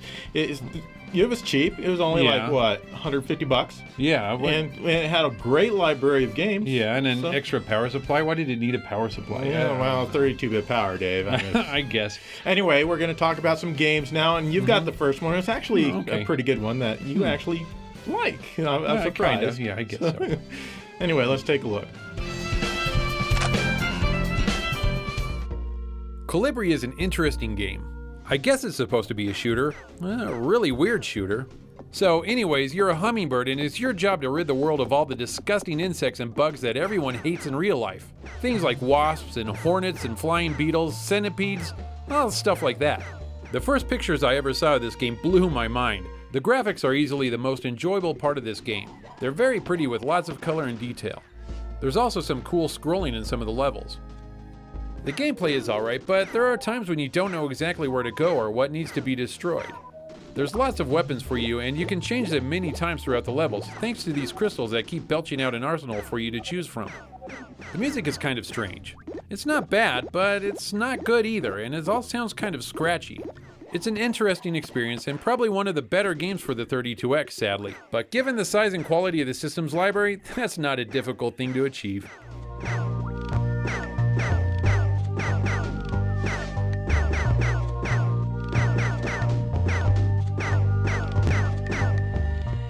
There are 3 open space polygonal shooters for the 32X. First up is Star Wars Arcade.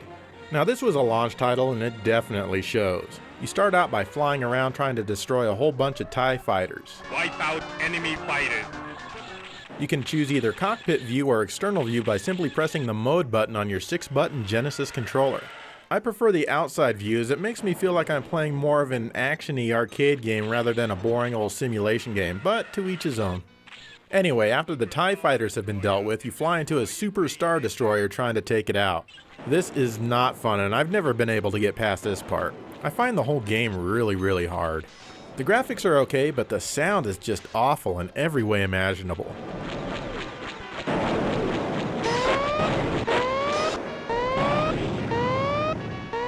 Next up is Shadow Squadron. In this one, you can pick from 2 different ships. I like the look of the blue one since I'm a guy, but the girly pink one is actually much tougher. This one actually lets you choose an autopilot if you want, so you can play the game kind of like a rail shooter. It really does make it a lot easier. But if you choose to control the ship yourself, you can fly around aimlessly, and you will. Open space shooters are generally pretty tough to get orientated to. Anyway, you fly around space and blow up the big ships and other large devices. That seems to be pretty much it. Once again, the mode button toggles you between your cockpit and external views. I think the graphics are better than in Star Wars Arcade, but they're still fairly primitive, especially with so much of the screen being black.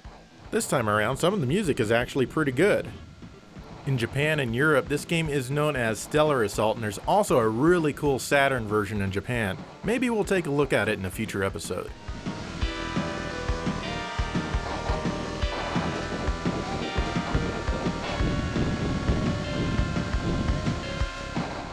Finally, there's a mega expensive Dark Side, which was released only in Europe. I guess you're supposed to pronounce it Dark Side, but I'm calling it Dark Side. Anyway, this game is a bit different because the graphics are actually textured. It's fairly impressive for the 32X, you gotta admit. And the music's not bad either, it's just too bad it's really quiet. Unfortunately, the gameplay doesn't quite hold up. You basically just fly around blasting asteroids into pieces and then blast those pieces in smaller pieces again and again until they're gone. So basically it's just like asteroids on the 32X.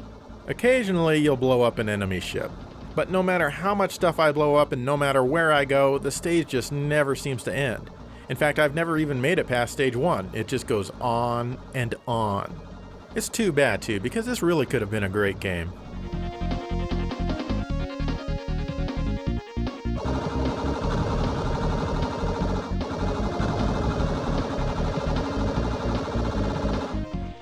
Knuckles Chaotix is the closest thing you're ever going to get to a Sonic game on the 32X. But in this game, you're connected to a second character all the time with your rings. This just feels weird and takes a lot of time to get used to. In fact, most people probably turn this game off only after a few minutes in frustration. I can't say that I blame him, but Joe seems to like this game. Well, he likes it a lot more than most. Yeah, it's true, I do, but that's because I gave the game a chance. You've got to be patient and learn how the game works, and I know that's counterintuitive to a Sonic game, but that's what you've got to do here. You've got to learn how to best use your partner to get to new places and access new areas. I will admit, however, that the rubber banding does feel weird. Anyways, the graphics are pretty damn good, and the music is actually excellent. The 3D bonus stages are pretty fun to play, but overall I'd rather have just a proper Sonic game. I wonder why they didn't do that.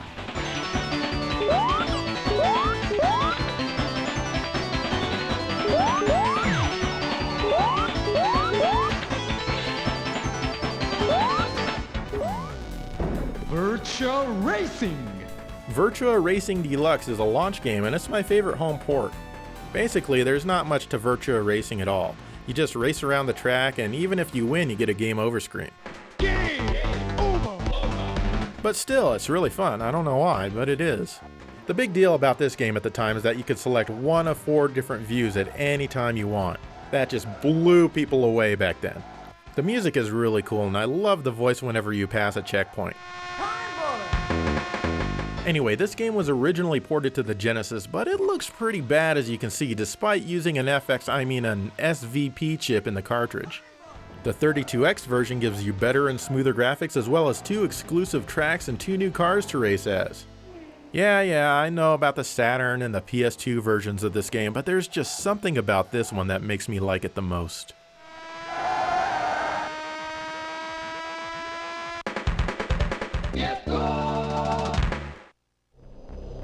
Blackthorn is easily one of the shining stars of the 32X library. With a dark and gloomy atmosphere full of long hair, heavy metal looking guys, I really fell in love with this game. The gameplay is similar to, say, Prince of Persia or the Oddworld series. At first it feels awkward learning where you need to be to jump or even let yourself down from a higher plane. But after a short time you'll be playing through it and having a good time as I did.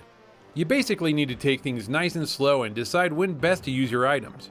I have the Super Nintendo version, and it's one of the more memorable experiences I've had on the system. The 32X version is the same, but it has slight enhancements to its graphics and sound. The graphics seem a bit sharper and colors are a bit more vibrant. The sound is great with a bit more range than the Super Nintendo version. If you want to see how it stacks up to other versions, be sure to check out episode 22 where we dared to compare them all.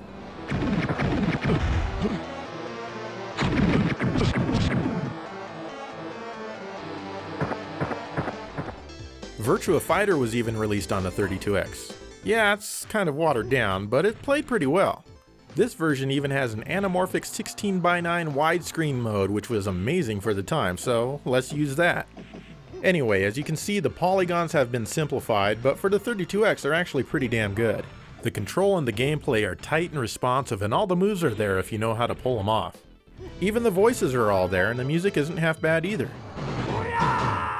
Virtua Fighter, especially the first one here, is kind of an acquired taste, so if you're used to Tekken 38 or whatever, you probably won't like it. But hey, I'm telling you, I'd rather play this than any of the other fighting games on the 32X. We'll get to those in a bit.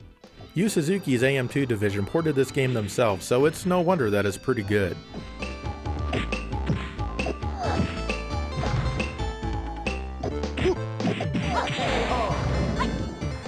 Metalhead is a seek and destroy game where you play as a mech. Basically, you just walk around and find the enemies and then destroy them. Real tough, right? Your mech walks extremely slow and, God, it can be painful at times. Why is it so slow? Fortunately, I found the Go Fast button and this makes the game a lot more tolerable. You can change the view to suit your needs, even a complete overhead view if you really want it. I like blowing up enemies in this game. I especially like blowing up a jeep full of soldiers and each one of them explodes when they hit the ground. Oh, that's sweet. Overall, the game plays well enough, but the stages seem too long and boredom can set in real quick. The 3D graphics are good for the 32X, but there's a lot of pop-up everywhere, unless you decide to play using the overhead view. The music isn't good at all, and it actually sounds very abrasive, like a kazoo made out of high-grit sandpaper. And you know what else? The voices and the digitized pictures of your boss are pretty silly. Remember to take them all out. This is your only choice if you want a mech game for the 32X.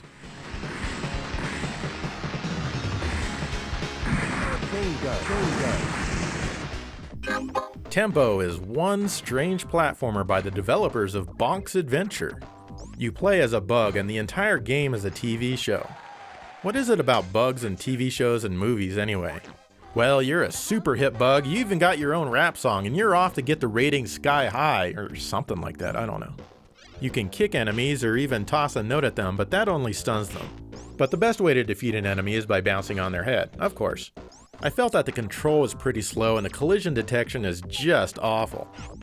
The goal simply seems to be to make it to the Windows logo, which means you complete the stage. But obviously, the big draw in this game are the trippy backgrounds, and yeah, they're quite trippy. The character design and the graphics are all done really well. There's music stuff everywhere, and you'd think for a game with such an emphasis on music that at least the music would be good. It's okay at best. It sounds like a bad Genesis game, really.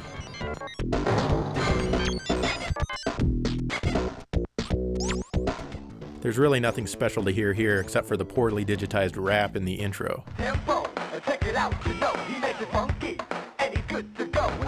It's too bad that this game just isn't very fun to play.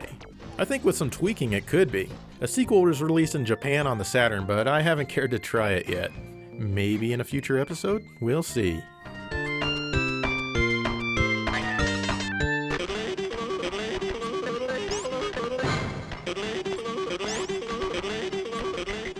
Zaxxon's Mother Base 2000 is supposedly a sequel to the time-honored Zaxxon, which everybody remembers fondly. You know, it kind of looks like Star Fox on an isometric plane. Look, you're even shooting a bunch of R-Wings from Star Fox. I see you, Sega, pretending to kill Star Fox. It plays kind of like Zaxxon, which is fine, but everything feels kind of clunky. Instead of being able to adjust the height of your ship like in a real Zaxxon game, you just have a jump button here and you can't even shoot while you're jumping. Controlling your ship works well enough, I guess. You can jump on enemy ships and take them over, which is kind of a cool aspect. But don't forget to jump back out when you're damaged. Otherwise, the hit detection isn't so hot. It seems like you die well before you actually get hit by a bullet or an enemy or even the background. The enemy and character polygons are on par with stunt race effects on the Super Nintendo, and the pre-rendered backgrounds are a bit repetitive. The music is strange and feels almost like it belongs in a nightclub or something. Still, if I ever do own a 32X, which I never will, this would probably actually be a game I'd want in my library.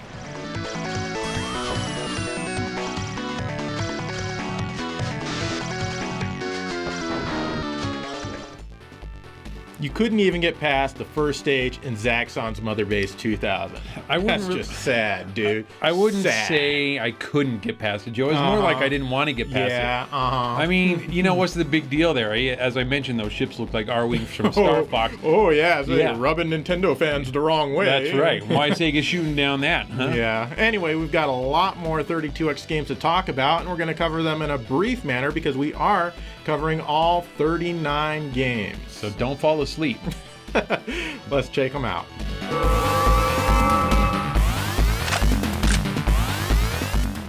Star Trek Starfleet Academy Starship Bridge Simulator is an odd one. You play as a cadet training at Starfleet and you go through a series of simulations. You can chat with others, eat, even play a game of billiards. Sadly, this is the closest thing to an RPG as you'll likely get on the 32X. Overall, I think it's kind of boring. It's too bad too, as everything else is fairly well done. The graphics are nice and the music is nice. Well, actually the music can kind of get annoying, so be sure to turn it off.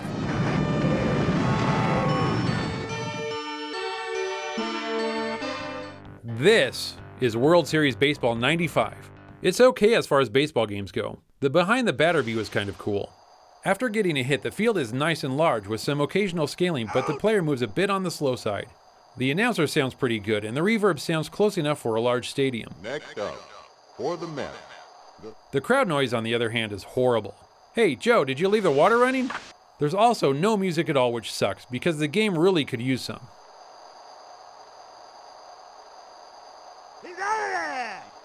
The other baseball game is RBI Baseball 95. This one is more arcadey and less simulation-like. The game seems to have a faster pace, which I like.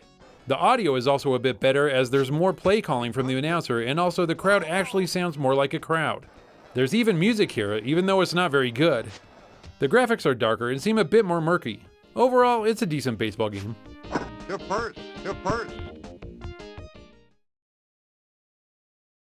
There were a couple of great Sega arcade translations on the 32X. One of them was Space Harrier, a game I was very excited for. You see, this was the first time that a nearly arcade-perfect port even came to a home console. Let me tell you, I was stoked, and this game really delivers. There is a bit of slowdown here and there. The frame rate is now at 30 frames per second, and the game has even been letterboxed slightly to improve the performance, but it still rocks. Everything else is arcade perfect, and that includes the sound and the music. I had a great time with this one, and I still do whenever I play it, and it's by far my favorite game on the 32X. You're doing great.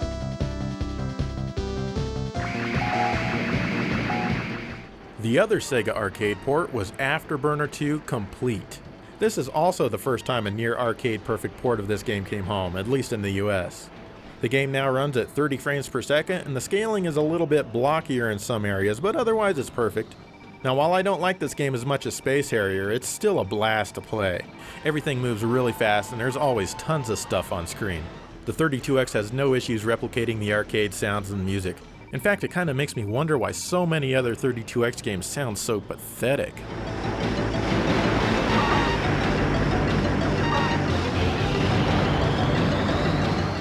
WWF WrestleMania, the arcade game. For a car version, the game is fun, but it has some problems. I think this is because you're trying to pull off moves and you can't, but you keep trying, and in the meantime your opponent is handing down the punishment. The moves are easy to do on the Saturn version, but why the 32X game is different is beyond me. I guess just lazy programming. The sound is alright. It's missing a ton of voice that the arcade has, but it's nothing you can't live without. If you really need this game for your collection, then get it, but I'd get the superior Saturn or PlayStation version instead. This is a complete disaster. The other wrestling game on the 32X is WWF Raw. This is definitely a different type of game. It feels more like a simulation and less arcading than WrestleMania. This game has 12 wrestlers and can support 4-player simultaneous gameplay. The control isn't easy and it has a lot of button mashing, especially when the meter appears above your heads. The moves are difficult to pull off, so you'll be doing a lot of grappling with very little outcome. The crowd noise sounds good, but the game just gets boring fast as there are much better games to play, even on the 32X.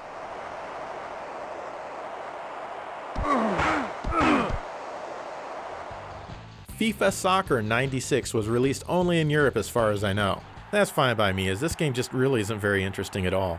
You can select from a bunch of different camera angles, and that's about as exciting as it gets. I found it hard to control and confusing as to which player I was controlling and even which way I needed to go. Like I said, the 3D field is neat, but it's just not very fun. Cosmic Carnage is a goofy fighting game. You play as weird monsters who wear armor. This armor affects the moves you can do and also your defense. There's some scaling effects here that I really don't think are necessary, but I guess they had to show off the extreme power of the 32X. As I'm playing the game, I feel lots of intermittent slowdown at times. The characters are all colorful for sure, even if some of those colors are kind of bizarre. The music is good in this one, and it's definitely the highlight of this game for me.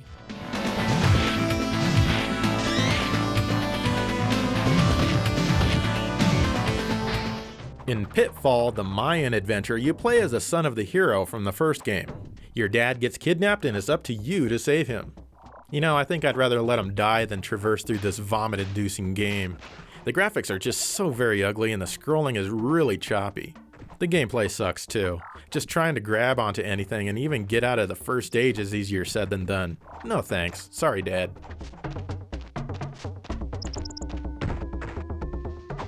Brutal Unleashed is another fighting game for the 32X, but in this one you play as cartoon animals. I found this one really tough to control and everything seems like it moves too fast. Slow down, take it easy. The graphics, animation, and music are all pretty good though. Well, actually, maybe the music could be a bit better.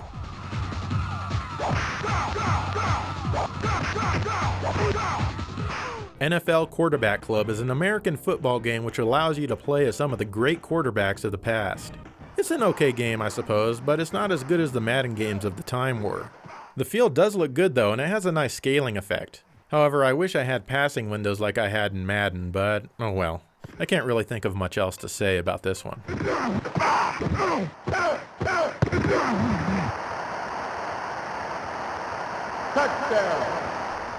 T-Mech is a port of an Atari first-person tank arcade game. It reminds me of Stellar Fire or Stellar 7, where you roam around shooting things. Only this isn't anywhere near as good.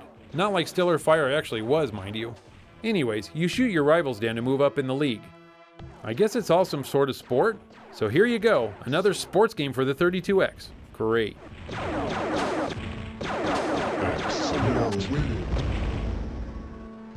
Mortal Kombat 2 came to the 32X. It's one of those digitized fighters with silly characters that tries to be extreme.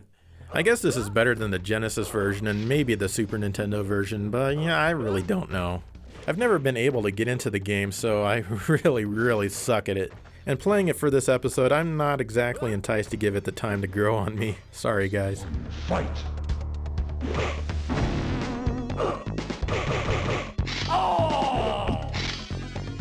Primal Rage is another digitized fighter, but this time with dinosaurs.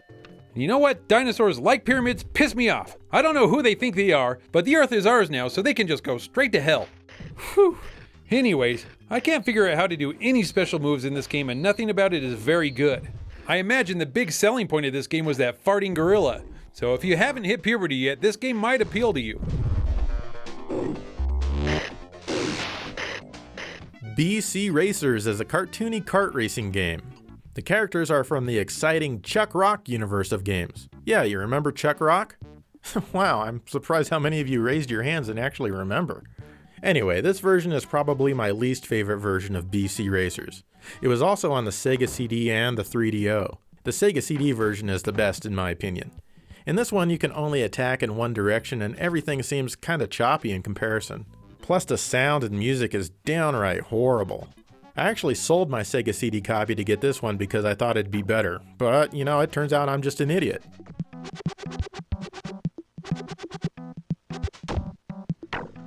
Tough Man Contest by EA is a weird fighting game. It has Butterbean on the cover. It plays kind of like the arcade version of Punch-Out, only much worse. Much worse. The controls aren't easy to figure out, and I'm really not sure what the 32X adds to this game, except a number to its library.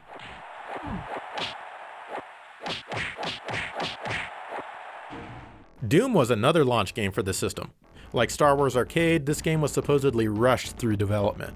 But what can I say, it's Doom, albeit with a few missing levels. It also has a weird border around the screen and the music pretty much sucks. I've never really been a huge fan of any version of Doom, so I'm not tremendously good at it, but I can understand the appeal, I guess. Your goal is to shoot things, collect stuff, and move on. It moves at a brisk frame rate, but really that's about the only positive thing I can really say about this game.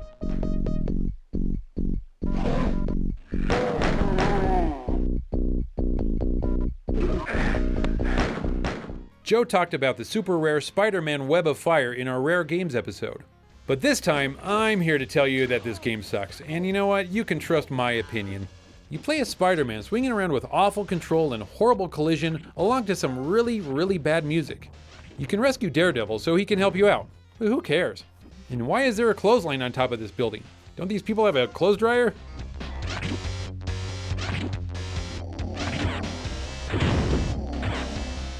Romance of the Three Kingdoms 4 is the only Japan-exclusive game for the 32X. It's a strategy game where you play the role of a ruler trying to take over parts of China. I really don't know what I'm doing here. I have no clue what any of these buttons do, and I don't think I'm going to be figuring it out anytime soon. But honestly, even in English, these games have never really been for me.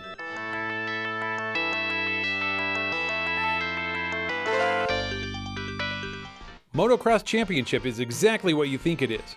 And that's another bad 32X game. I guess the movement of the hills and stuff might look cool at first, but once you actually play the game, you'll never want to touch it again. Joe played it the first time we showed this on GameSick, and now he forced it on me. Oh, cruel Joe. The control, the sound, everything about this game just screams why the 32X was not attractive at all to consumers.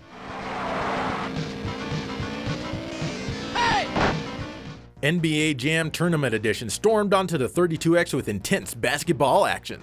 Well, it's 2-on-2 action. I generally don't care much for basketball, but this game is actually kind of fun. One of the big selling points of this version is that there's now scaling applied to the players as they run to and away from the screen. That's cool, it's even advertised on the front of the box. Yay, scaling! The game itself plays really fast and smooth, and the sound effects are very arcadey.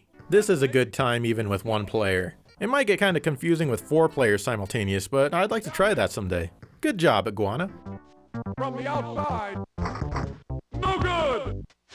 Intercepted! Hello, I'm Fred Couples. Welcome to Golf Magazine's 36 Great Holes. Golf Magazine presents 36 Great Holes starring Fred Couples is the best golf game on the 32X. It's also the only golf game on the 32X. As a golf game, it's not very good. It's really slow and quiet. The only music you ever hear is during the menu screens. The golf action itself is imprecise and it's really hard to be accurate. And this game is how Fred Couples will forever be remembered by history. Ooh, just too hard. Supreme Warrior is one of the 5 games that required both the Sega CD and the 32X, and the Genesis in the middle, by the way. The Trifecta. It basically just uses the 32X to make the video look better since it had many more colors, but the games themselves all remain pretty bad. This one is a fighting game, and sometimes it almost feels like you have some kind of control, but you don't really, at least I didn't think so. It's pretty much your typical FMV game, but it could be worth watching for some of the bad acting. Fight the easiest first, and the hardest last. Night Trap was ported to almost every system that could handle it at the time. Basically, you control traps in the house in order to catch people wearing black pantyhose over their faces. I didn't think it was exciting originally, and I still don't. If you like Night Trap, then this version isn't bad, I guess. You with me, Control? We're going in. Hi. Hi. I was so afraid you decided not to come. Fahrenheit is a CD game where you play the role of a firefighter. You wander around a burning house looking for people to rescue. Basically, you just decide in which direction you want to go. I got bored before I got any further, since no matter how hard I looked, I never found anything. And if there is actually anyone in this house that needs rescuing, well, sorry, you're gonna die because your burning house is boring. Watch your time, guys. Those air tanks don't last forever.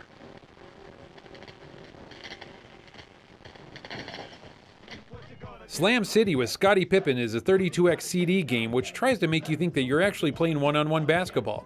You can eventually play Scottie, but you need to beat all of his minions first, and that's easier said than done. You want some of this? You got it. Whether I make a shot or not seems completely random. I wonder if Scottie got a free or at least a discounted 32X for making this game. Hopefully it came with NBA Jam instead of this. And finally, Corpse Killer is a game where you shoot zombies. We showed this exact version in the very first episode of GameSack. It still sucks, even in this episode, though the quality of the FMV is actually pretty good. The gameplay is boring though, just shooting down ugly zombies on a jerky background. It supposedly uses the Menacer light gun, but I couldn't get it to work. Come on. Lots of buzzard meat.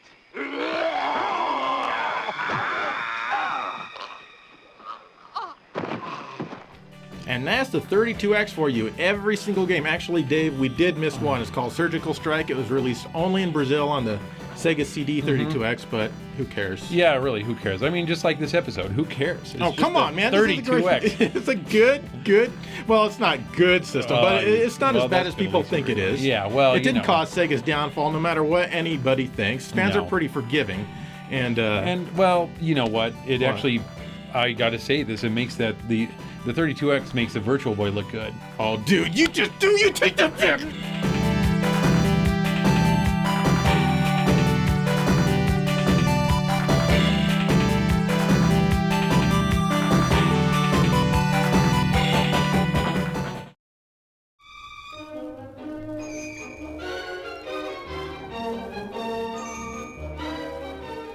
Hey. Oh, hey. Check out my new Sony PlayStation 3. It is a video game system which is technically advanced. Well, yeah, but look, there's only 2 wires. One for power, one for audio and video combined. How am I supposed to be impressed by something that's so unimpressive? I consider you my friend no more.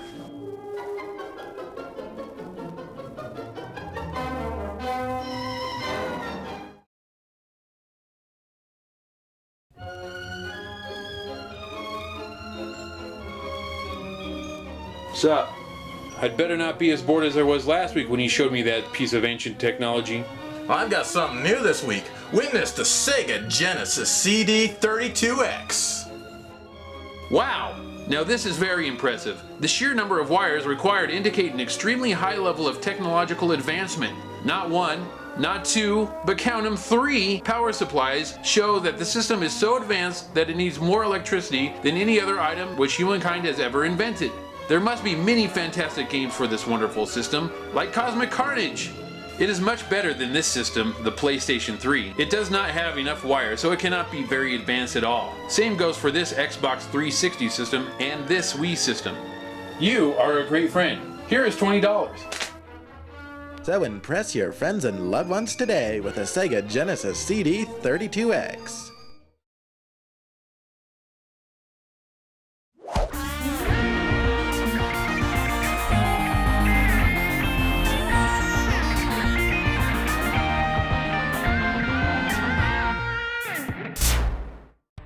Hello and welcome to GameSack. As you probably already guessed, we are talking about the Retro Duo Portable for this episode. How could they guess that? I mean, unless they just saw it in your hand and...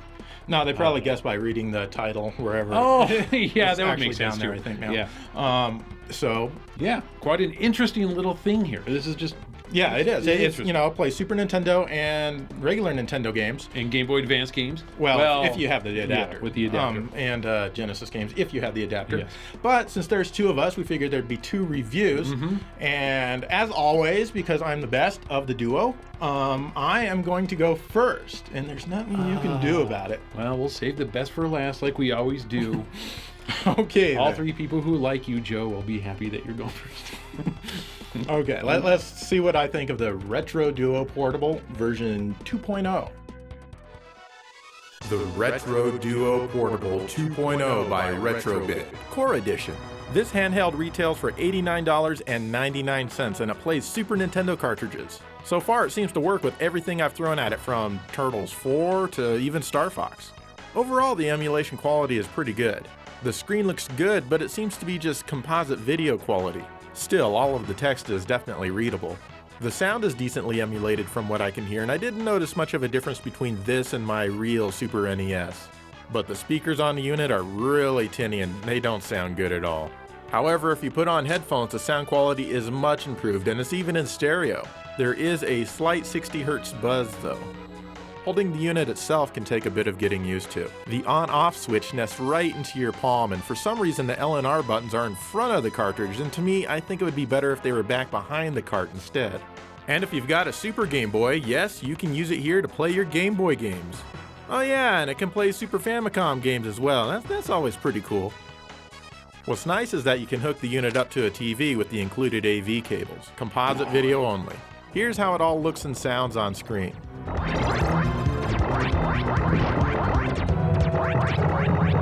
And here's how the same game looks and sounds on a real Super Nintendo NES video.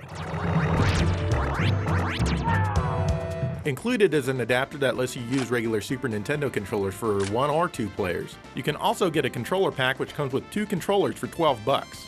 Also included is a giant adapter that lets you play NES games on the Retro Duo Portable. The games look and play good for the most part, but the sound quality isn't very accurate. Most of the NES games I tried just sounded kind of wrong.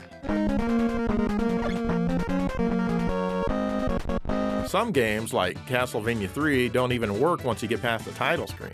I really don't think NES games were meant to be portable. I mean, come on, if they were, Nintendo would have made the cartridges smaller than a freaking aircraft carrier. Sold separately are adapters which let you play Sega Genesis or Game Boy Advance games on the unit. You know, just in case your Game Boy Advance is a little bit too portable. Anyway, the Super Retro Advance adapter, which retails for $45, plays Game Boy Advance games, and it seems to do it really well. The image looks good on screen except for that composite video quality. Yeah, I know, I'm a composite snob.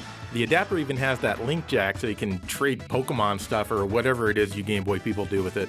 Unfortunately, it won't play your Game Boy or Game Boy Color games. But even more impressive is the Retro Gen adapter to play Genesis games, which is only $25. You know, I'm really surprised at how good this thing is. So far, it plays every game I've thrown at it except for Virtua Racing, and that one contains a special chip. Yes, you can play Sonic 3 and Knuckles on it. You know, I wonder how good the emulation really is, though. I know, let's plug in the Power Base converter and try a Master System game. Let's see, will it work? Yes, it works! It does work! You can play Master System games on the Retro Duo Portable. And it couldn't be more comfortable or more portable. You'll be the coolest kid on the bus for sure. And while the 3D games run and the glasses activate, the screen itself is too blurry to make out any 3D image at all. See? Oh, well, Outrun 3D here has a few weird graphical glitches, but Poseidon Wars 3D doesn't. Still, 3D just isn't possible on this screen. So, do 32X games work? No, they can't because the 32X requires RGB input from the Genesis, which a Retro Duo simply can't provide. But it works as a pass-through for regular carts if you have the 32X power plugged in. So you're sure to enjoy the tower of power on your Retro Duo Portable with the Retro Gen adapter, 32X, and a Game Genie for cheat codes while playing Sonic 3 and Knuckles. This is as comfortable as holding the balls of God and is great for forearm exercises. And yes, this setup really works, no joke. Oh, and the Super Retro Advanced Portable adapter can be used on your Super Nintendo to play Game Boy Advance games on your TV screen. Same goes with the Retro Gen adapter. You don't even need a Retro Duo Portable to use these if you don't want one. Both of these require an included AV cable which plugs into the side of the adapter because the Super Nintendo doesn't have a video pass-through. In both cases, you get composite video and stereo audio. And if you haven't figured it out yet, this is how a Game Boy Advance game looks while playing it on the Super Nintendo. The Retro Gen is even better because now you can play your favorite Master System cartridges, cards, or even 3D games on your SNES. That's right, the 3D does work with this setup just as long as you're plugged into a CRT TV. Light phaser games don't work, unfortunately, mainly because there's nowhere to plug in the gun. Oh well. Oh yeah, and it can play Genesis games too. It's kind of weird the way it maps out the Genesis buttons on the Super Nintendo controller, but I guess, what else are they gonna do? Here's what all of this looks like on screen. This is the amazing Castle of Illusion on the Retro Gen plugged into a Super Nintendo.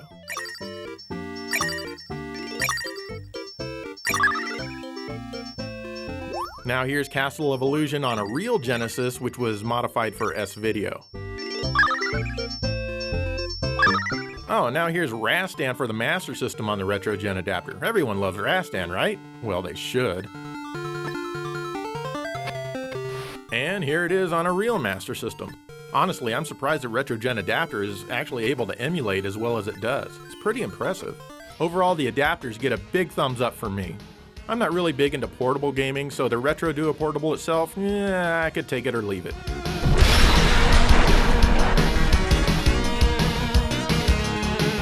And there you go, those are my opinions of the Retro Duo Portable, which plays Super Nintendo and Nintendo games. Yes, and there are fairly valid points that you made there. So. Fairly valid, I mean, come on. Anyways, well, now that I'm holding the system, I'm going to talk about it. Yeah, and, have to be holding the system to talk about it. So get cozy, grab yourself a nice hot chocolate or something, I'm just back and relax. Gonna go to sleep for a while. Okay, hit pause. See what you have to say. So this is the Retro Duo Portable. They call it the Duo since it can play Super Nintendo and regular Nintendo games straight out of the box. Anyways, as with any console or handheld release these days, it has its fair share of things that are great and things that are not great. Let's start with a not so great, and then we can end this on a good note. The first time I held this portable, I thought to myself, wow, what a chunk! The system isn't overall very wide, but it's pretty thick. I realized that it needs to be able to accept Super Nintendo carts and adapters, so I suppose that it has to be this way. The problem is that when you're playing a game, it can be kind of uncomfortable to hold. The main source of the discomfort is the shoulder buttons. Your two pointer fingers feel like they're out of their element stretching to reach these buttons. The screen is okay, but you have to be looking at it straight on or else it gets very hard to see. And since it's a handheld, it's not always easy to keep the screen facing directly at your eyes all the time. The speakers feel underpowered and the audio comes out fairly weak. The buttons feel a little cheap, as if you give them a good workout they might break on you before too long. I was playing Street Fighter II Turbo, and as you know, is fairly button intensive. I had a really difficult time with Ken throwing fireballs and doing dragon punches regularly. Now I know what Joe feels like with his lack of fighting game skills. Loser. Remember what I said about the shoulder buttons being uncomfortable? Well, the SNES version relies on these buttons to do the moves, and this game really shows how uncomfortable their placement is. The system gets very tall when playing NES games. When you have the adapter in an NES game, it's probably a good 10 inches tall. My last real complaint is the compatibility. The system is compatible with most of the games on all of the systems it replicates. But here I tried playing Rad Racer 2 for the NES and it didn't work and I was bummed. Rad Racer 2 is twice as rad and I wanted to play it on the go. Alright, enough of the bad stuff, let's talk about the good stuff. It's pretty amazing being able to play games from 4 different systems on this thing. I think it's really cool having a portable NES and a Super NES. A portable Genesis is cool too, but if you already have a Nomad, then you don't need this thing, unless you want to save a small fortune on batteries. The system has a rechargeable lithium-ion battery, which is great, as you won't need to replace batteries when it runs out of juice. Just charge it back up and you're good to go for about 8 hours. It comes with a controller adapter, and if you output the system's AV to a TV, you can play with 2-player games with no problem. I really like some of the accessories that you can get, which are sold separately. The Game Boy Advance attachment is great, and it worked without any problems. I like that you can stick this attachment into your real Super Nintendo and play Game Boy Advance games on there as well. I find it strange though that you have to use the AV out on the cartridge adapter and not the SNES. The Genesis adapter can be used on the Super Nintendo as well, but that's just silly. Why would any Super Nintendo owner want to play Sega games? Unfortunately, you can't use the NES adapter on the Super Nintendo to play NES games. And if you want to get some extra controllers with this thing, you can actually use those on your real Super Nintendo also. Overall, they're okay, and they have the same quality as the buttons on the Retro Duo Portable itself, but they're a bit more comfortable to hold. It's a pretty cool little piece of tech, but it's not perfect. If you like this kind of thing, then by all means it's a worthy purchase, and I'm sure you'll get many hours of gameplay out of it. And there you go. That was Dave's opinion about the Retro Duo Portable. I guess he did bring up some valid points. So thanks, Joe, for your honesty. I did bring up some good points, and hopefully they're, good enough to help you guys make a decision, along with Joe's points. And if you want to buy this, if you think it's worthy of a purchase or not. Yes, and we hope you enjoyed our look at the Retro Duo Portable 2.0, I believe. 2.0. And yeah, we've said that multiple times now. And in the meantime, thank you for watching GameSack.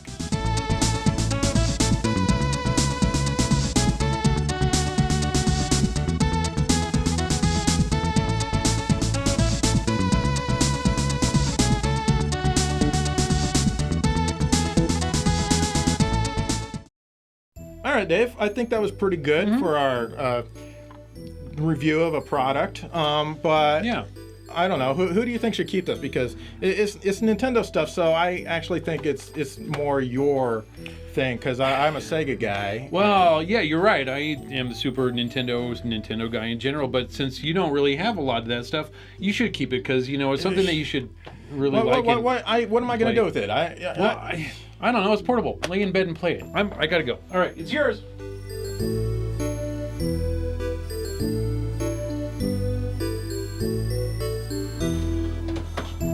Oh, Joe! No, my game! Joe! Joe! I need my game! Joe! I need my game!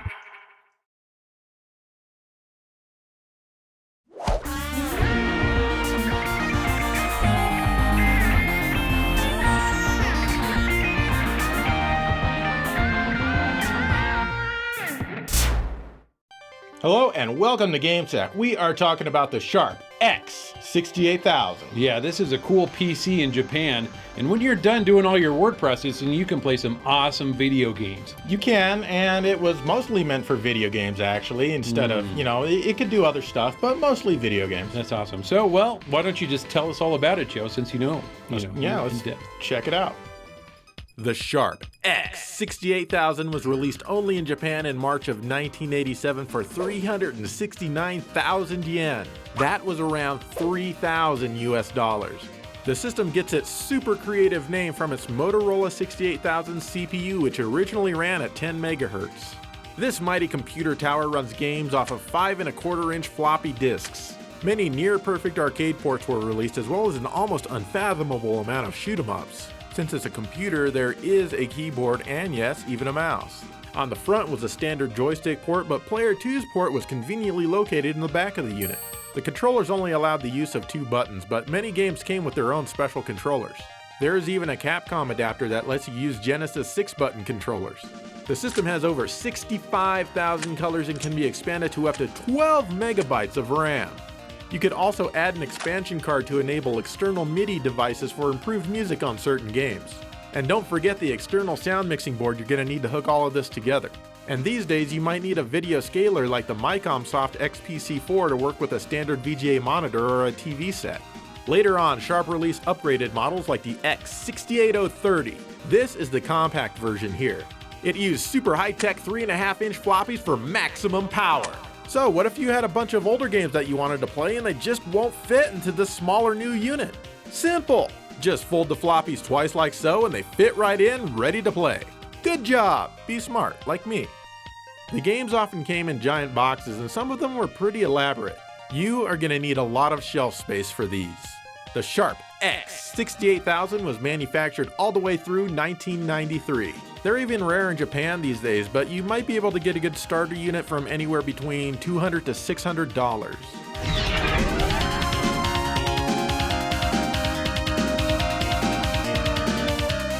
All right, man, I'm really hyped. This X68000 is pretty freaking cool. You did a good job talking it up, so... Well, thank you for that compliment. You're very welcome. Anyway, we wanted to do this like way back in July or August, but the power supply on the system just kept failing, and apparently it's kind of a common problem, and we went through a few power supplies, finally got one really good one that works. Yeah, I was really bummed. I really wanted to do the system episode, and every time the damn thing started to fail, I was really sad about it, but...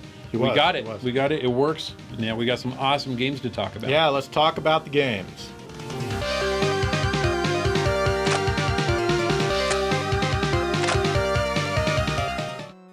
Star Wars Attack on the Death Star is a wireframe game where you pilot an X-Wing. Now, I love this Star Wars arcade game by Atari, so I had high hopes for this one since it looked pretty similar. Boy, was I let down. You start the game flying around open space trying to take out a whole bunch of TIE fighters. I really don't like it when Star Wars games start out like this. It's just so damn boring.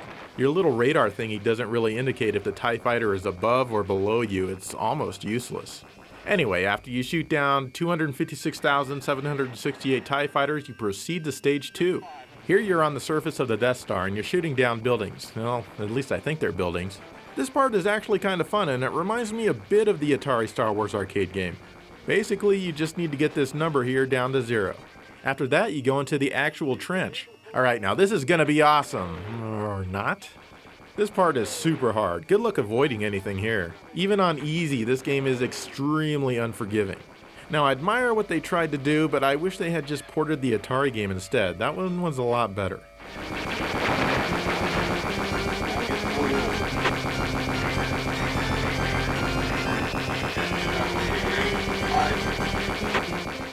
Gradius was released alongside the X68000. This game is where the upgrade bar was introduced. As you shoot certain enemies, they'll leave behind a jewel-looking icon. Blue icons will clear the screen, but orange icons will highlight your upgrade bar by 1. Once you get to the power-up you want, you select it. But once you get hit, you lose everything, and I mean even your speed. You are super slow, and you gotta start collecting everything all over again. This is where the hate for this style of system lies, because it makes going forward almost impossible at times. Other than this, Gradius is great fun with some of the best music out there.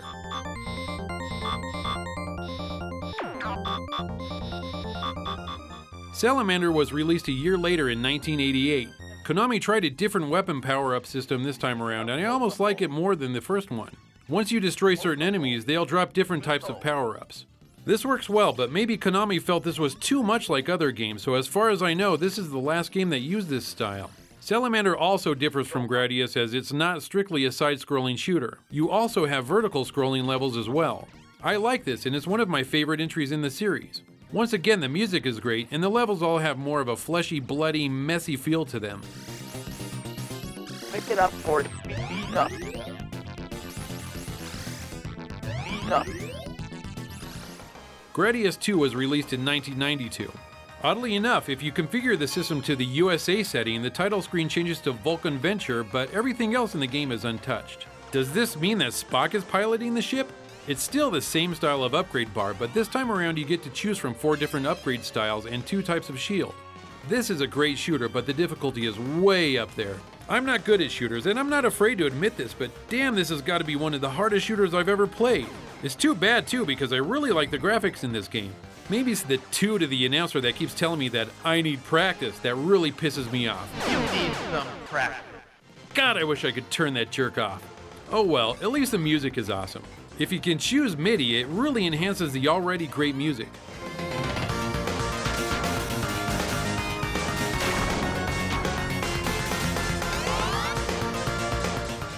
Nemesis 90 Kai is a remake of Nemesis 2 on the MSX with a complete graphical and sound overhaul.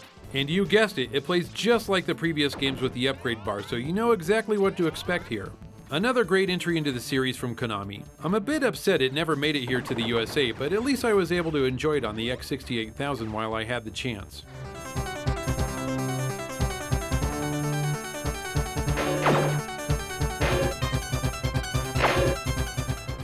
I love me some Super Hang-On, and the X68000 version is pretty damn good. For the most part, it replicates the arcade experience pretty well, except for the choppy background scrolling and some questionable sprite scaling effects, but overall the gameplay is pretty smooth. Since the X68000 only has 2 buttons, the control is kind of weird. Button A is your gas, and button B is the turbo. If you press button B without pressing button A at the same time, it engages the brake. Even selecting your track and your music is weird because the programmers just didn't think to use the D-pad or the joystick to do it. Instead, you press the B button to select and the A button to confirm. Even inputting your name is a challenge. You scroll with button B and let go when you get to the letter you want, but watch out, there's momentum. So when you let go of button B, it'll still scroll for a couple of more letters. And you can only scroll one way. Did I mention there's a time limit to put your name in? Obviously, this was the first time these programmers had ever programmed any kind of menu in a game and couldn't quite figure out how to do it. But the music is great and it uses external MIDI, though the difference in sound quality is not a big one. Still, this is a fun game to play, even though it can be pretty tough.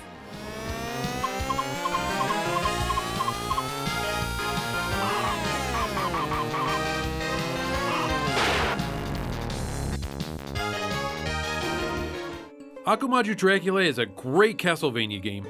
It's really no surprise that I would like this game, being the Castlevania nut that I am. So this game is supposed to be a remake of the first Castlevania game on the NES. I can see it in some stages, like the first stage, which feels like a duplicate all the way down to the boss fight. Of course, there are graphical differences, but that's to be expected in a remake. Then there are other stages like this one here, which have been added to beef up the game, I guess. When you first boot up the game, you get to choose from 3 sound modules for the game's soundtrack. The music composition is all the same, but each module sounds different. Here's the X68000's internal FM synth.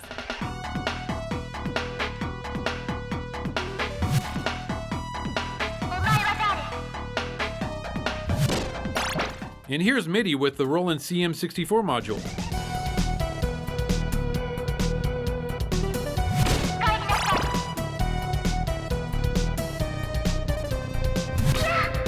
And finally, here's MIDI with the Roland SC55 module.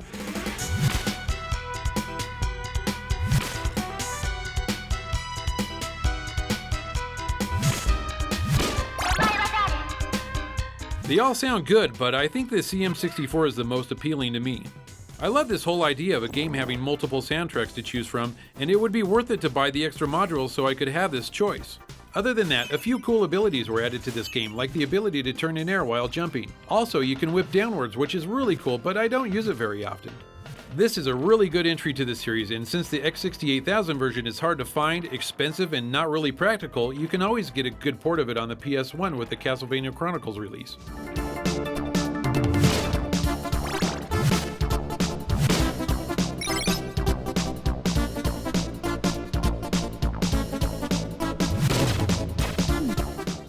I'm one of the few big fans of Thunder Force 2 on the Genesis, so of course I was really eager to play this one. It's actually surprisingly close to the Genesis version, but at the same time surprisingly different. There's a few different weapons here and there, and there's also a different stage which I couldn't get to while recording this. The graphics here are definitely better, with 3 layers of scrolling instead of just 2. The music sounds almost identical for the most part, but some of the songs are reused from stage to stage, it seems. There are more voices here, but they aren't really any more intelligible than the Genesis version. This game is definitely harder though. Your ship is smaller in the overhead stages and much bigger in the side view stages than they are in the Genesis. They also move much faster. This does not help the difficulty at all. I think the game knows just how frustrating it can be though, because when you lose your last life, yep, you don't even have to get mad. The game swears for you. I really wish they had left that in the Genesis version.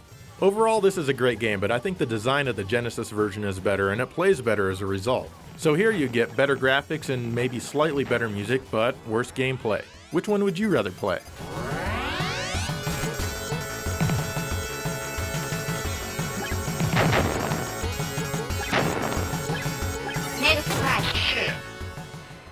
Here's a fun game called Etoile Princesse by Exact. I know I'm jacking that name up, but I'm not French, so excuse me.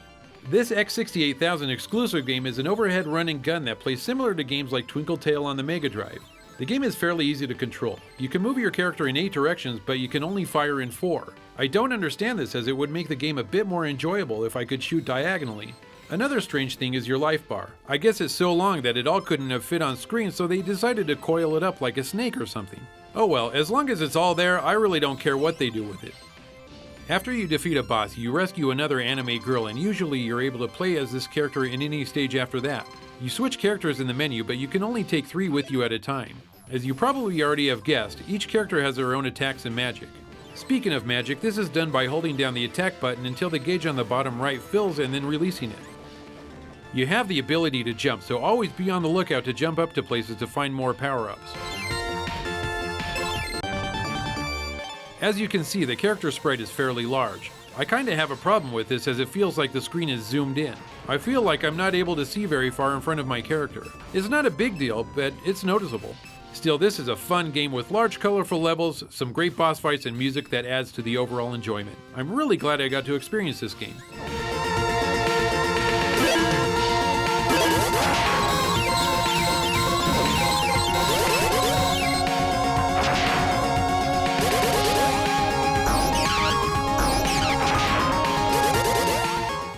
Aqualese, or at least I think that's what it says, is a damned awesome mech game.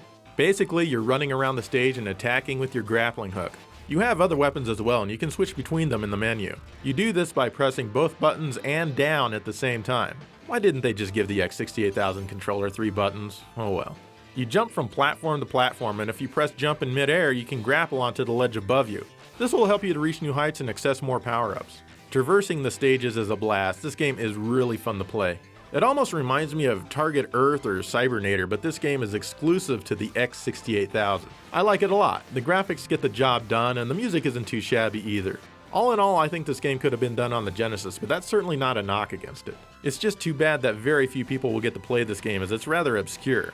This is definitely one of the best games on the system, but unfortunately it resets after you beat the Stage 1 boss, which is pretty lame. I'm running this game off of an internal compact flash drive, and I guess you need to use the real floppies for this one, or I suppose you can just emulate it.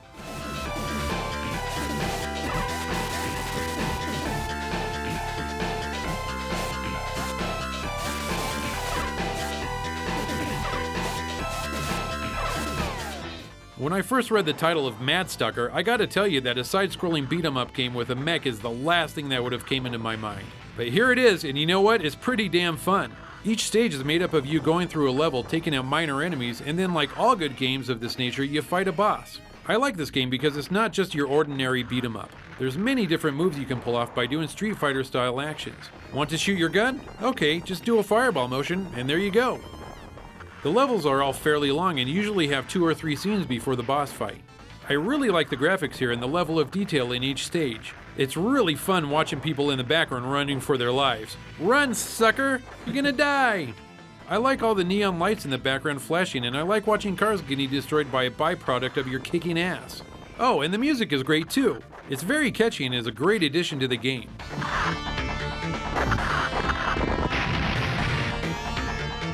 I guess this game was released on the PC Engine, but I haven't played it, so I don't know if it's the same or not. It would probably be much easier to get a hold of that version. This game is really nice and a much needed addition to the X68000's library.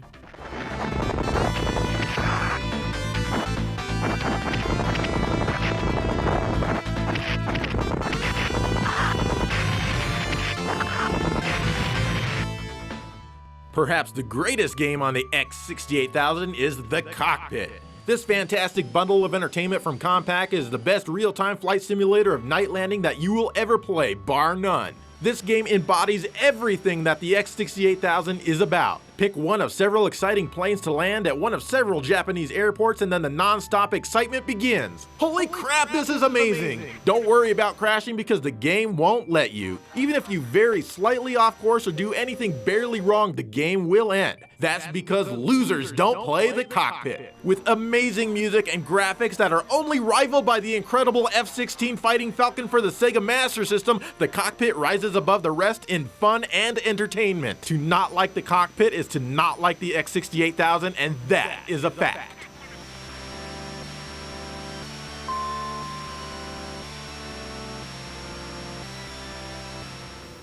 Hey, what is this? Jumping Flash on the PS1? Nope, it's Geograph Seal on the X68000.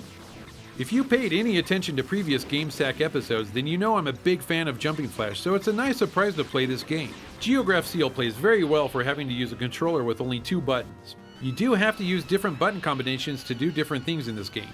Like if you want to look up or down or aim your weapon up and down, you have to hold in both buttons on the controller first, and then you're free to move the camera. It doesn't take long to get used to, and it works fine. The levels in this game are laid out fairly well. You do have a map on screen, but it's almost useless as nothing ever shows up on it. That's fine, as the screen constantly beeps at you, letting you know which direction you need to go to find an enemy or a target. So the object here is to destroy 3 or 4 targets and then make your way to the boss fight. As you destroy each target, you collect a weapon power-up. There are 4 different types of weapons in this game, and they all have their uses in different situations. Each weapon has a bar that depletes as you fire them, but replenishes quickly when you don't. You really have to keep an eye on this, or your weapon will change on you when you aren't expecting it. It's really amazing to see this quality of 3D on the X68000. The programmers really knew their stuff when it came to manipulating this machine. This is another great game for the system.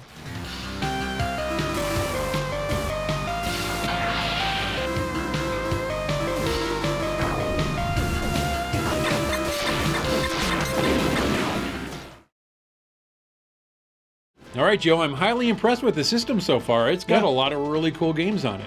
It does. It really does. And we're not done talking about the games yet. I mean, as you can see by the position of the timeline below or whatever.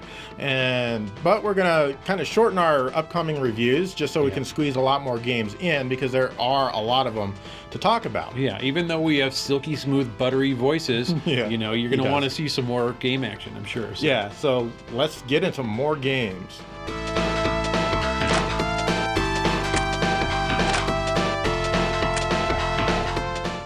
Genocide is kind of a weird mech game by Zoom. You basically just wander around the stage and destroy things, and that's it, I think. I couldn't figure out how to get past the first area. The graphics are colorful, but they're not particularly well drawn. The controls are also very clunky.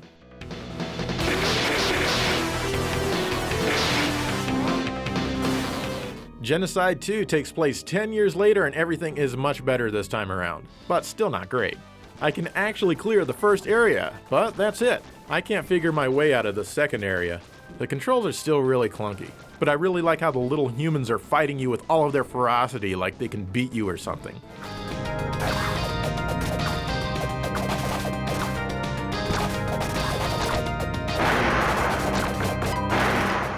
Crossfire EX has nothing to do with Crossfire on the Genesis. Instead, it's a space shooter that kind of plays like Galactic Attack on the Saturn with the ability to attack things below you. The graphics aren't anything special, but the game is fun and the music is great. Is the game too hard for you? Well, there's no difficulty select here. Instead, switch it to 10 MHz and reboot. Suddenly, the game becomes much easier due to the extra slowdown.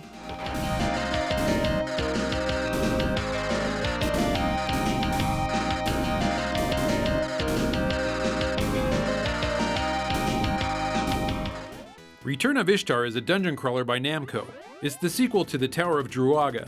The one thing I noticed about this game is that whomever owns this tower really likes to keep it clean. I've never seen such a clean tower. Yeah, and I'm in towers all the time.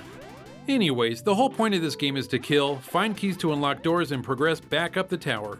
It's all done fairly well, but it can get a little repetitive at times doing the same thing over and over. Part of the problem is that the music is the same for every level. Still, a decent addition to the X68000 library.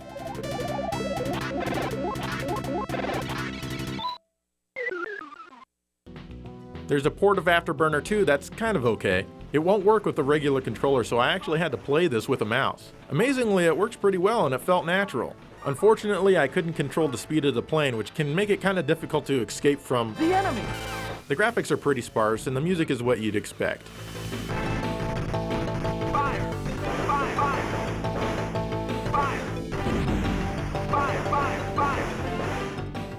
Of course, every system needs a version of Space Harrier, and here it is. This one looks fairly similar to the TurboGrafx 16 version since the checkerboard floor has been replaced with a boring striped floor.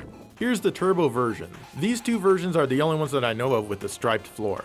Anyway, besides that, it's not a horrible version of the game, but there's really nothing special about it.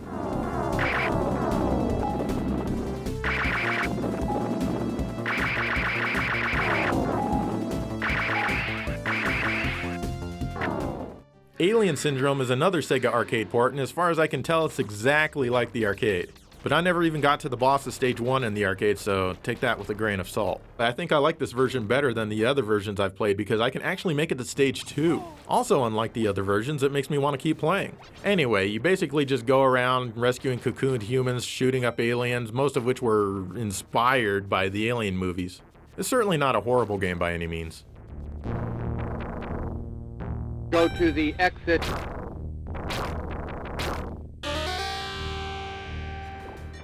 Even Cotton is on the X68000. About the only thing to really say about this game is that the keyboard lights blink and sync to the game music.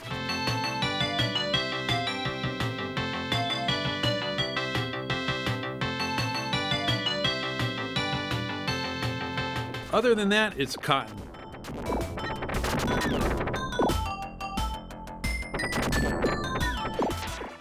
Another cute little shooter with a witch is a game called Akuzuken Cha-Cha-Cha. At first glance, the game looks like Cotton with a little girl riding a broom and the experience bar at the bottom, but it has enough differences to make it, different? The graphics are great and are as colorful as it gets. I like the gameplay here. As you destroy enemies, you collect gems that fill your experience bar. Once this bar is full, your weapon gets an upgrade. Level 6 is as high as it goes, but it's not easy to get there. There's enemies and bullets all over the screen at times, and your character is pretty large, so dodging isn't always easy. One cool aspect I like is that when you aren't shooting, a 3-ball force field rotates around your character. This is super handy for destroying these lines of floating things. You also have a screen clearing magic that is really helpful in tight spots. And lastly, you have these air-to-ground missiles, which makes it look like your character is giving birth to little kids that come out running. That's gotta hurt. This is a really fun game with some great music. I would love to see this one get a release somewhere, somehow here in the States.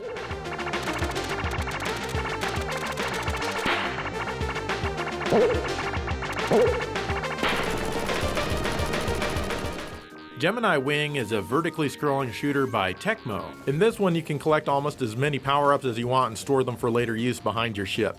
But other than that, it's pretty standard stuff. I definitely recommend using the MIDI music by holding down the shift button as it boots. It sounds a lot better than the default FM music, which is pretty harsh.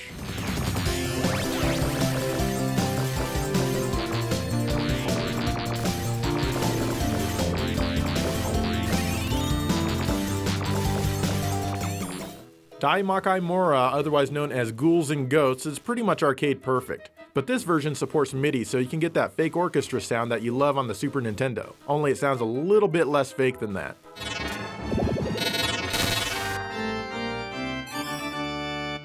Otherwise, everything's here. But truth be told, I still don't like how Arthur comes to a dead stop when diagonals are accidentally pressed.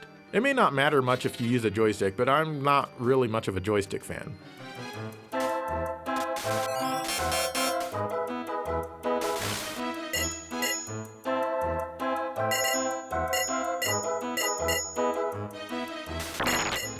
Nyaos is another generic shoot-'em-up for the X68000, and believe me, there are a ton of these. Like most of the other shooters, this one doesn't really do anything to stand out.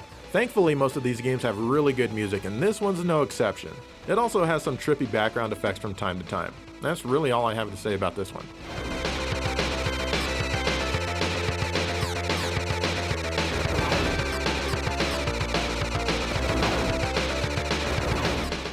Marble Madness looks to be an exact port of the arcade game.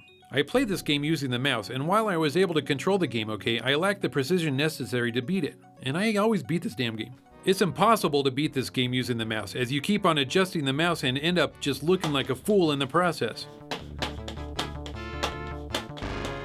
I guess there are other ways to play this game, like with a different mouse that lets you turn it upside down and use it as a trackball, but the mouse I used couldn't do that. How come, Joe? How come? Still, the game is Marble Madness, and I am a fan of this, so this is good.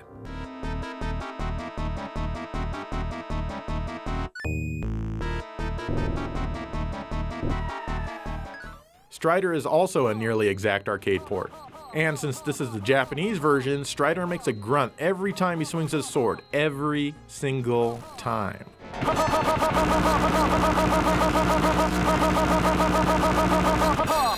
There seems to be maybe a bit more flicker than the arcade version in the Stage 1 boss fight here. Overall, Strider is a fantastic game, but I think I prefer how the Genesis version handles over this one, at least for the most part.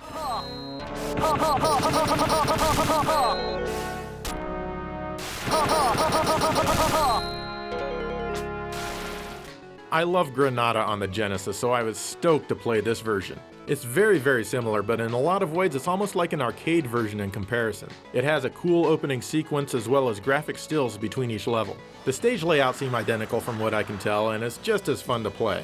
You take your little tank around and blow up the required targets in each level. I like the music here better though. It's the same music as the Genesis, it just sounds a bit better. It supposedly supports MIDI, but I couldn't get it to work without crashing the game.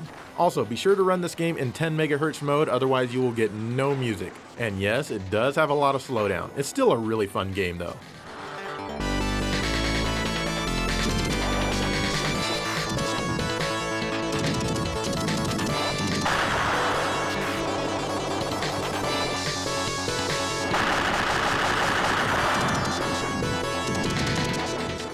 Star Trader is a horizontal shooter. In this game, you pilot a spaceship and you shoot things. The gameplay is well enough and the graphics are adequate, but I've got to admit that the reason I like this game has mostly to do with the music. Overall, it's pretty easy, but at least you've got some great tunes to listen to as you breeze through the game.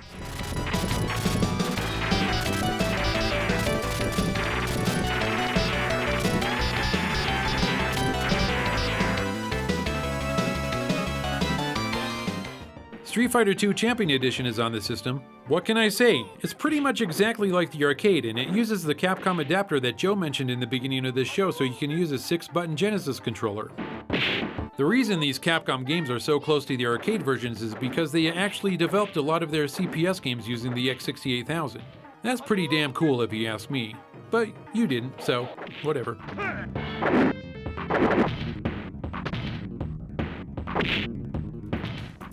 Super Street Fighter II, The New Challengers, is also here, and it's as close to an arcade port as you're gonna get on a home system. The game plays very well, and it looks just as good as the arcade.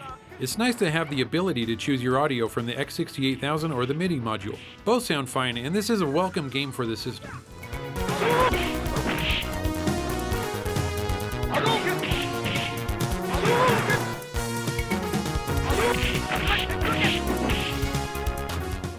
Thunderblade is on the X68000 and it's definitely the closest version to the arcade by far. It's got lots of cool scaling and you can go up and down in the overhead levels and all that cool stuff. Keep in mind that the X68000 doesn't have any hardware scaling and rotation built in. Granted, there's not as much on screen as the arcade version, but it's still really cool. Unfortunately, it doesn't even play as well as Super Thunderblade on the Genesis or the PC Engine version of this game. I've never even been able to make it past stage 1 and the gameplay is so poor that I don't care to keep trying. Supposedly this game supports MIDI, but I couldn't figure out how to engage it.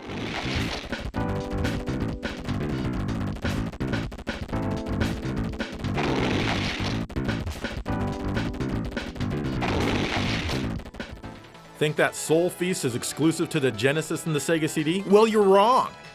This version is pretty much identical with a few graphical enhancements here and there, like the background on stage 1. I don't think that the default FM music is as good as the Sega CD or even the Genesis version. It just sounds kind of gritty and thin.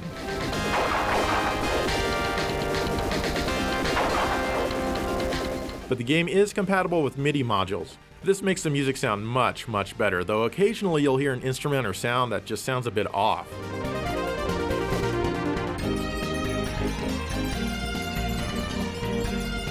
But no matter how you listen to it, the explosions sound very satisfying. They make you want to shoot down even more enemies. This is a pretty good horizontal shooter by Wolf Team.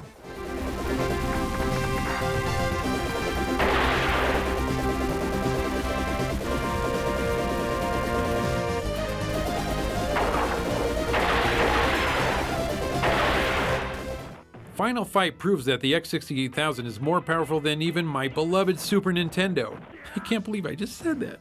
Check this out. 2 players at once. Isn't that crazy? Oh, and there's even Guy and Cody in the same game. My Super Nintendo must be jealous watching me play this. I better go put a cover over it. One thing that's probably not too jealous is my Sega CD. Even with the MIDI turned on, the music here isn't as good as that one. The color is certainly better overall, but I think I prefer the Sega CD game. Still great fun though.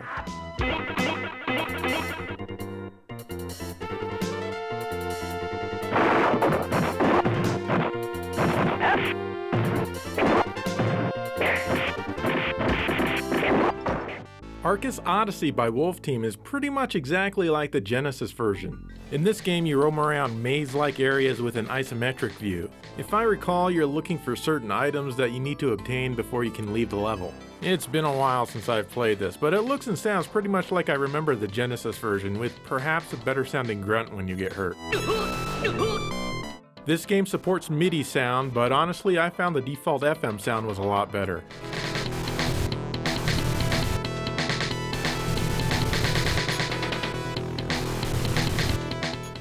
Overtake is one of the few racing games on the X68000. This one seems to be heavily inspired by Super Monaco GP on the Genesis. I mean, it plays almost identically. You have a qualifying lap and then you race against your opponents. What's cool is that you can make it so that the real races have music. This helps the game to be a bit less boring than Super Monaco GP. Overall, it's not fantastic, but it's not too bad.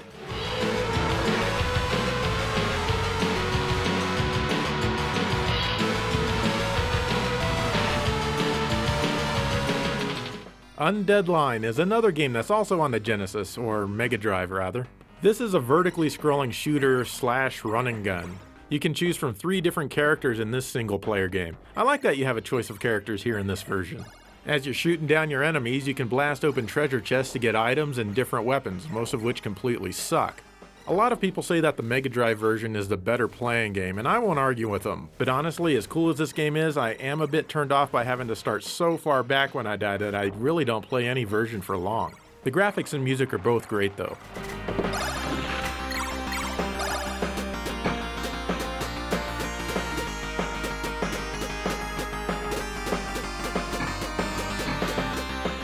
And there you go, that's the X68000 for you. A whole bunch of games, not even close to all of them, but still a lot of them. Of course not. Like a good system, it should have a huge library. And the only downfall to this library, I thought, was that there is just an overabundance of shooters on there, which to a lot of people, that's not a bad thing. But, you know, when it's about 80% shooter, 20% everything else, yeah, that's a little too much. But yeah, I don't think you're far off on that. If you like shoot 'em ups, you're gonna love the X68000.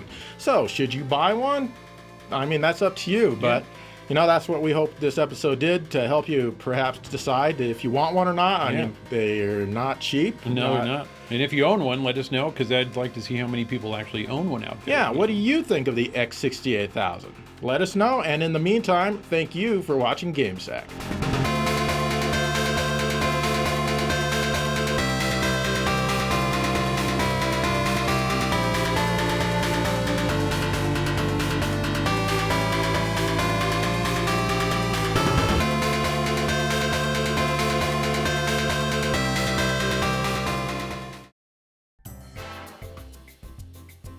What's up?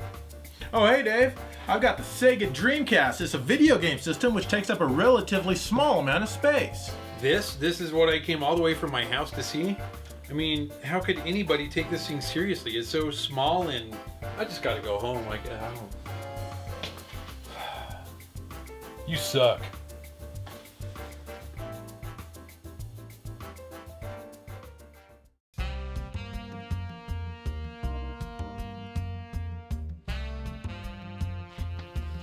What'd you call me back, Joe? Huh? Show me another stupid small system that's probably just gonna get lost? Well, I've got a new system now, Dave. Witness the X68000.